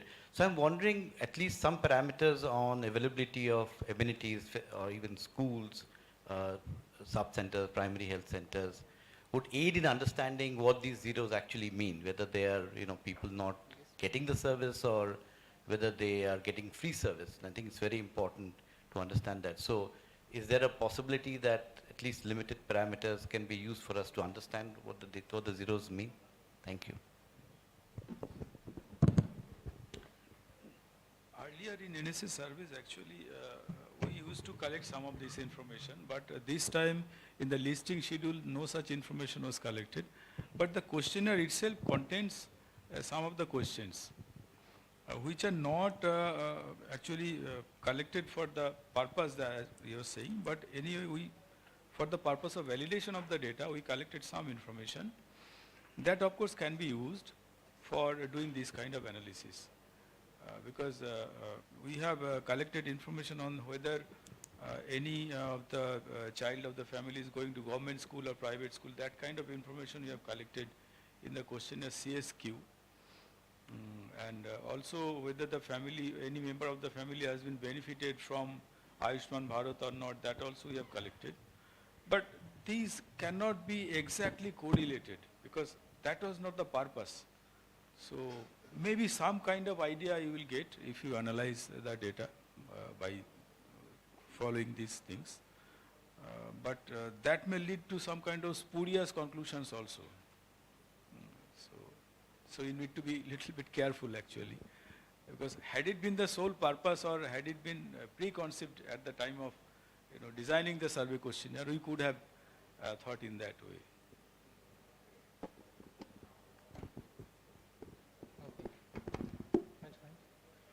Next, Mr. Shiva Rajora from Business Standard. Sir, regarding the decline in Gini coefficient for the consumption expenditure that is being shown. So is it due to a underreporting by the affluent households in urban areas? And does this decline in consumption inequality also mean that income inequality has also fallen in the last decade? Thank you, sir. Okay, let me write one. Underreporting by affluent households, my guess is this time it's probably less, because the efforts to reach affluent households in the substratification and also in the manner in which the schedules have been designed have probably led to slightly better capture of affluent households. So that probably is not the reason. The decline in Gini coefficient has, I think, a natural element to it. You see, consumption expenditure tends to, if you look at how Engel curves behave, the Engel curves flatten out at the top, and therefore as income rises, the consumption expenditure doesn't rise as much. So over time what's going to happen is consumption expenditure is going to get flatter and flatter. So consumption inequality will fall over time, income inequality may not fall, may in fact go up. So the relationship between consumption and income inequality is in effect described by the Engel curve to some extent, and we should not read too much, is my advice, into the decline in consumption inequality, but that is not necessarily a position which MOSPI or NSS will like to take. I'm now speaking purely as an economist, and some other people can come in here. Okay. So, Mr. Abhishek Wagmare from Data for India.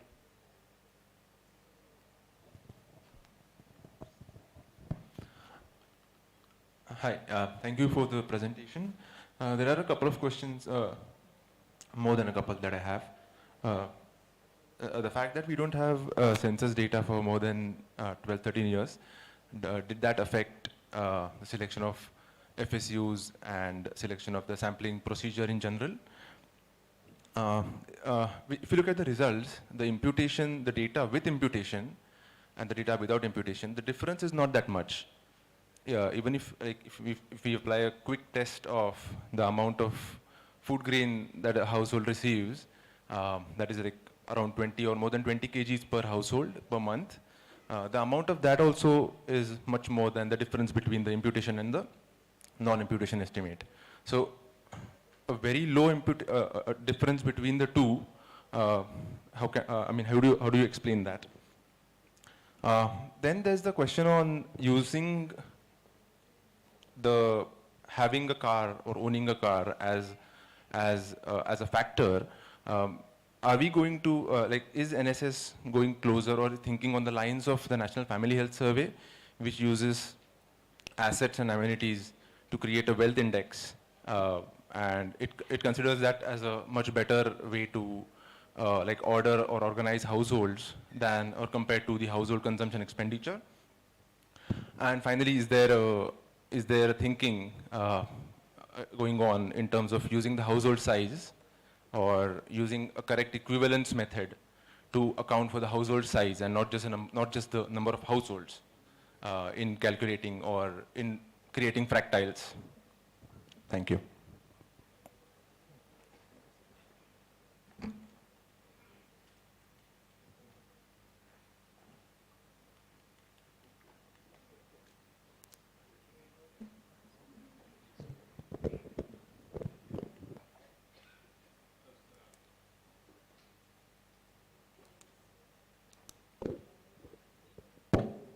Fine.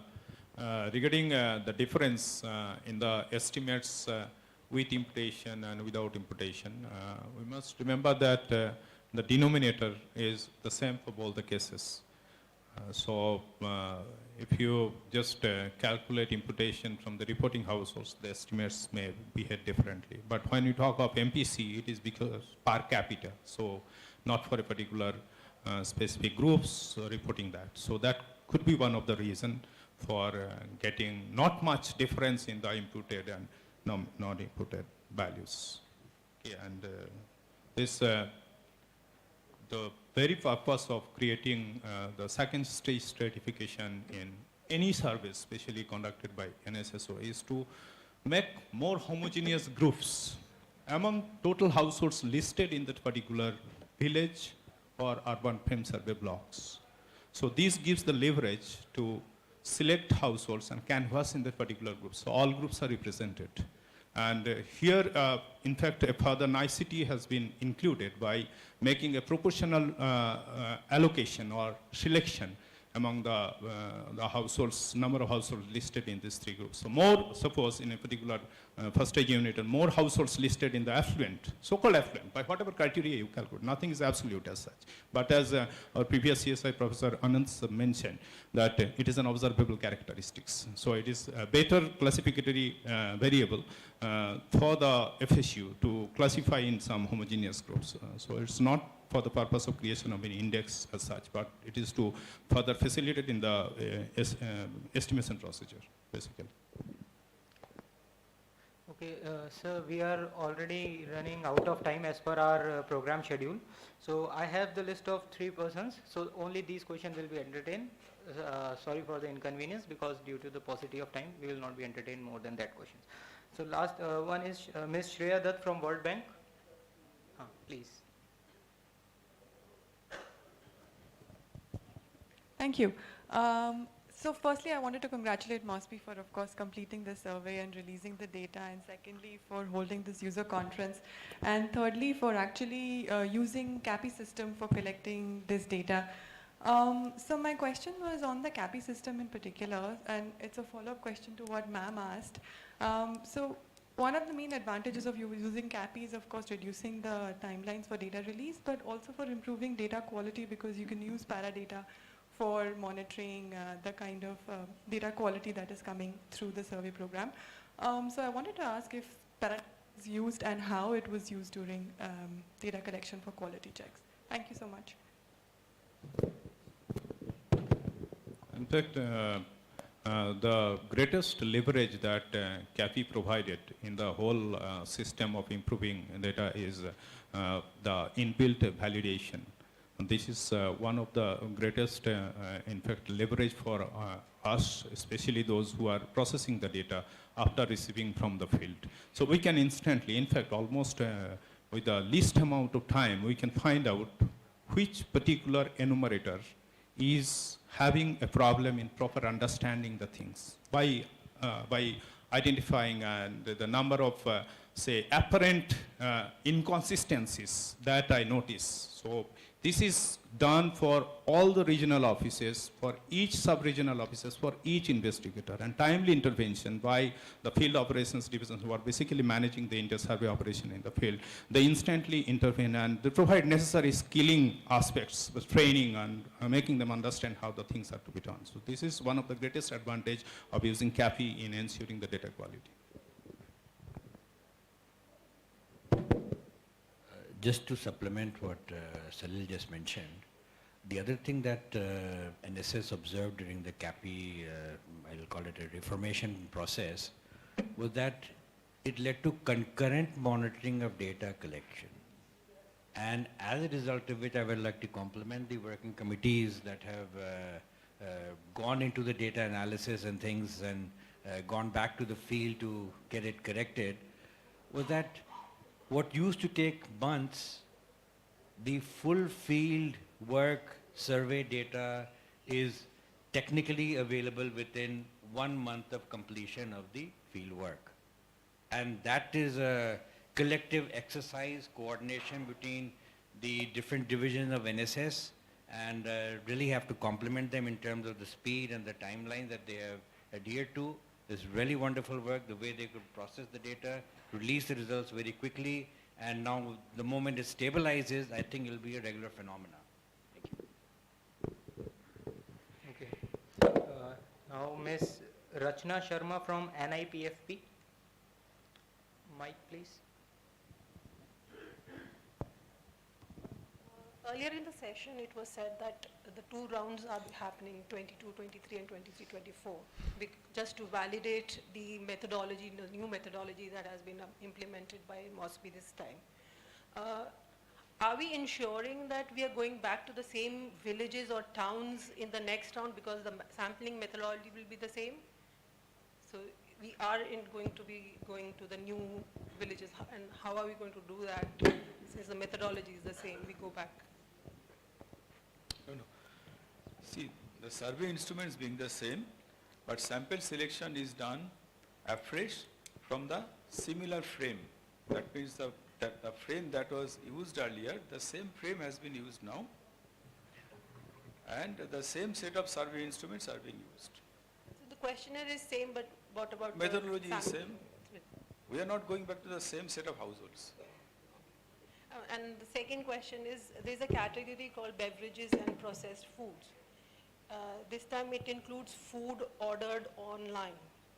So food ordered online is not necessarily processed food. So No, if you see the itemized breakups, so I don't have that questionnaire as of now with me. So there are several items which falls into that category. And as you have told that food purchased from outside, those are cooked food basically. Those are not processed, but those are cooked food. but that is clubbed into this category of beverages and processed food. But which there is is the separate largest item. contributor to MPC. There is a separate item in the questionnaire for gathering this information.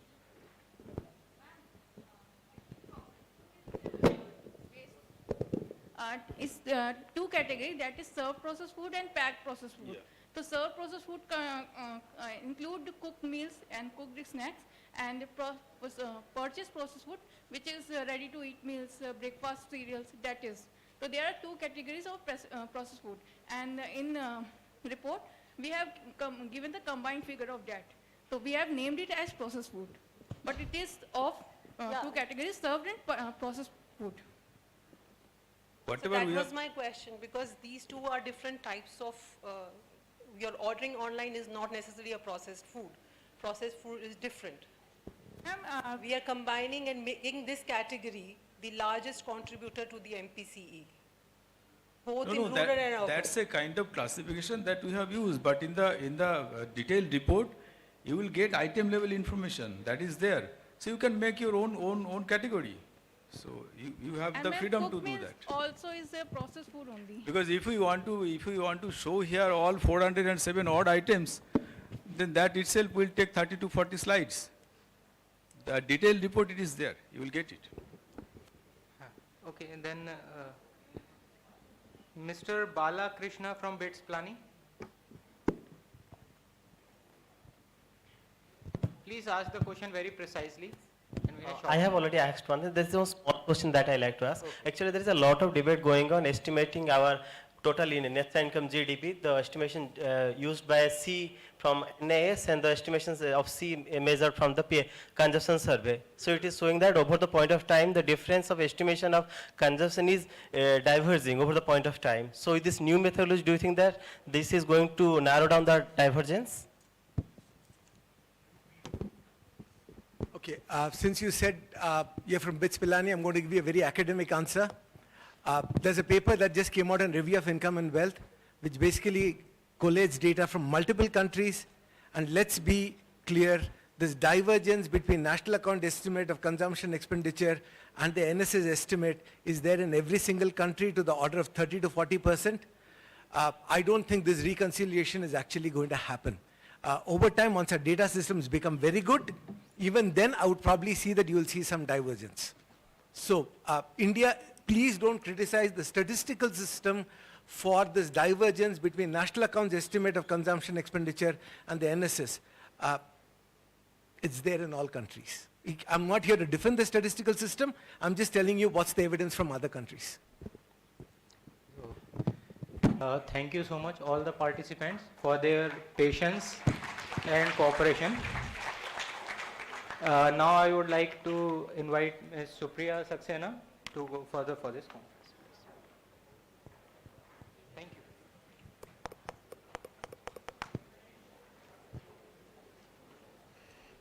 It has really been an informative and enlightening discussion for all of us. Thank you all the speakers, dignitaries, for an interactive and impactful discussion. Due to some exigency, TCA Anand sir has to leave, so I thank you him also. And it has really been a worthwhile, vibrant discussion. Ladies and gentlemen, this brings us to the end of this event today. I extend my heartfelt thanks to all the speakers and the participants of this event. The wealth of knowledge shared and innovative ideas exchange has been truly inspiring. Your engagement and insights have made a forum a significant learning experience for everyone present here. I would like to request now Kishore Kumar sir, ADG, Additional Director General, Survey Coordination Division, MOSPI, to please deliver the concluding remarks. Thank you.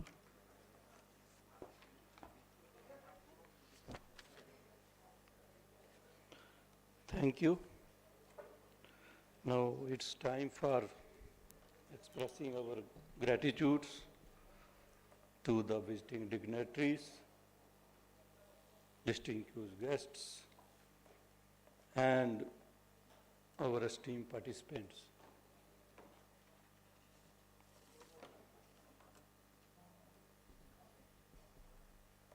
As we come to the close of this enriching and insightful data user conference on the Household Consumer Expenditure Survey, it is my honor and privileges to deliver the closing remarks on successful completion of this conference. First, I would like to extend my heartfelt gratitudes to all the distinguished guests, speakers, and participants for active engagements and invaluable contributions throughout this conference. Your presence and participations have truly made this event a great success. A special thanks to our chief guests, Dr. Vivek Devray, Chairman of the Economic Advisor Council to the Prime Ministers, graced the occasion in our morning sessions, adding prestigious and significance to our gatherings. We are deeply honored by your insightful advice and the wisdom you shared with us today, sir. I would also like to express my deep appreciations to Dr. Rajiv Lakshman Krantikar, Chairman of the National Statistical Commissions, for your participation and insightful contributions to this data user conference. Your expertise and perspectives have significantly enriched our discussions and provided us with valuable guidance.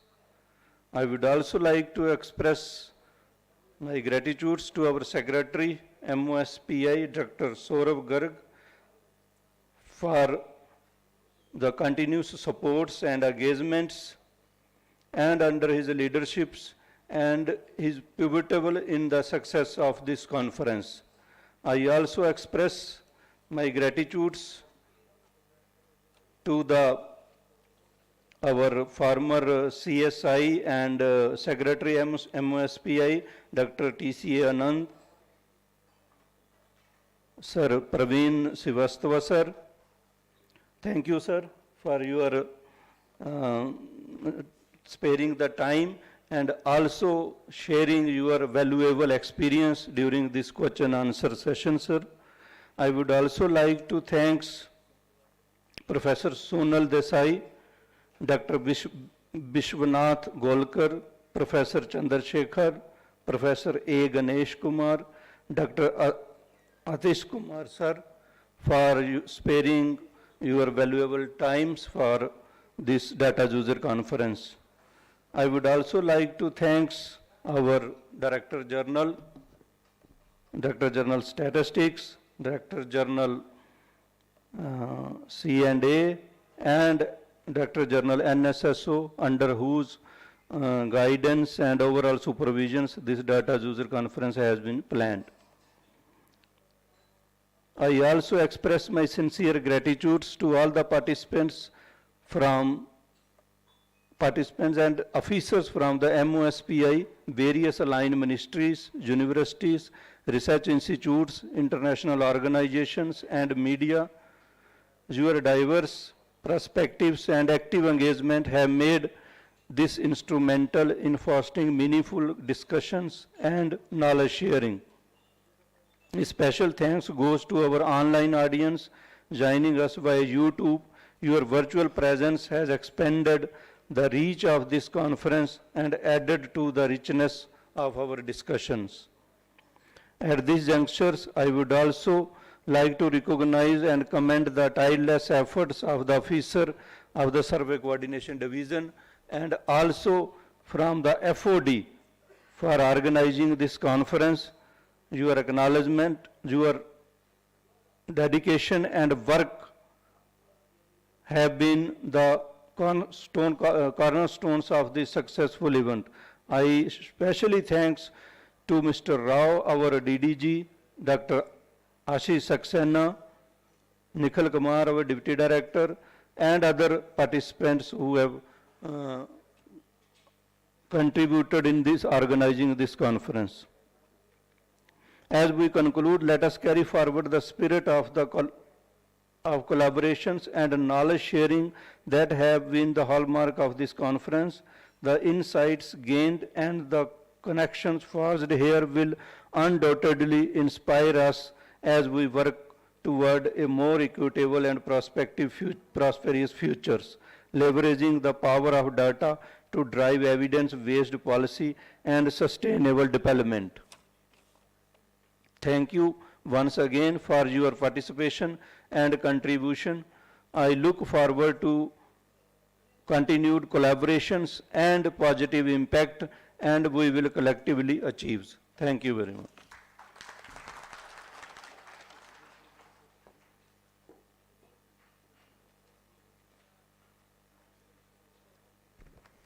Thank you, sir. Your words of appreciation and gratitude are sure to resonate with all of us. I once again extend my heartfelt thanks to all the esteemed participants and dignitaries for their participation and contribution. Together, we can leverage the insights from the Household Consumption Expenditure Survey to drive impactful policies and initiatives. With these words, we are now concluding the event and looking to see you at such enlightening events in future. Thank you all. Now I request all the dignitaries and the participants to please join us for a sumptuous lunch and take the opportunity to network and discuss the valuable insights that we have gained today. Thank you and have a great day.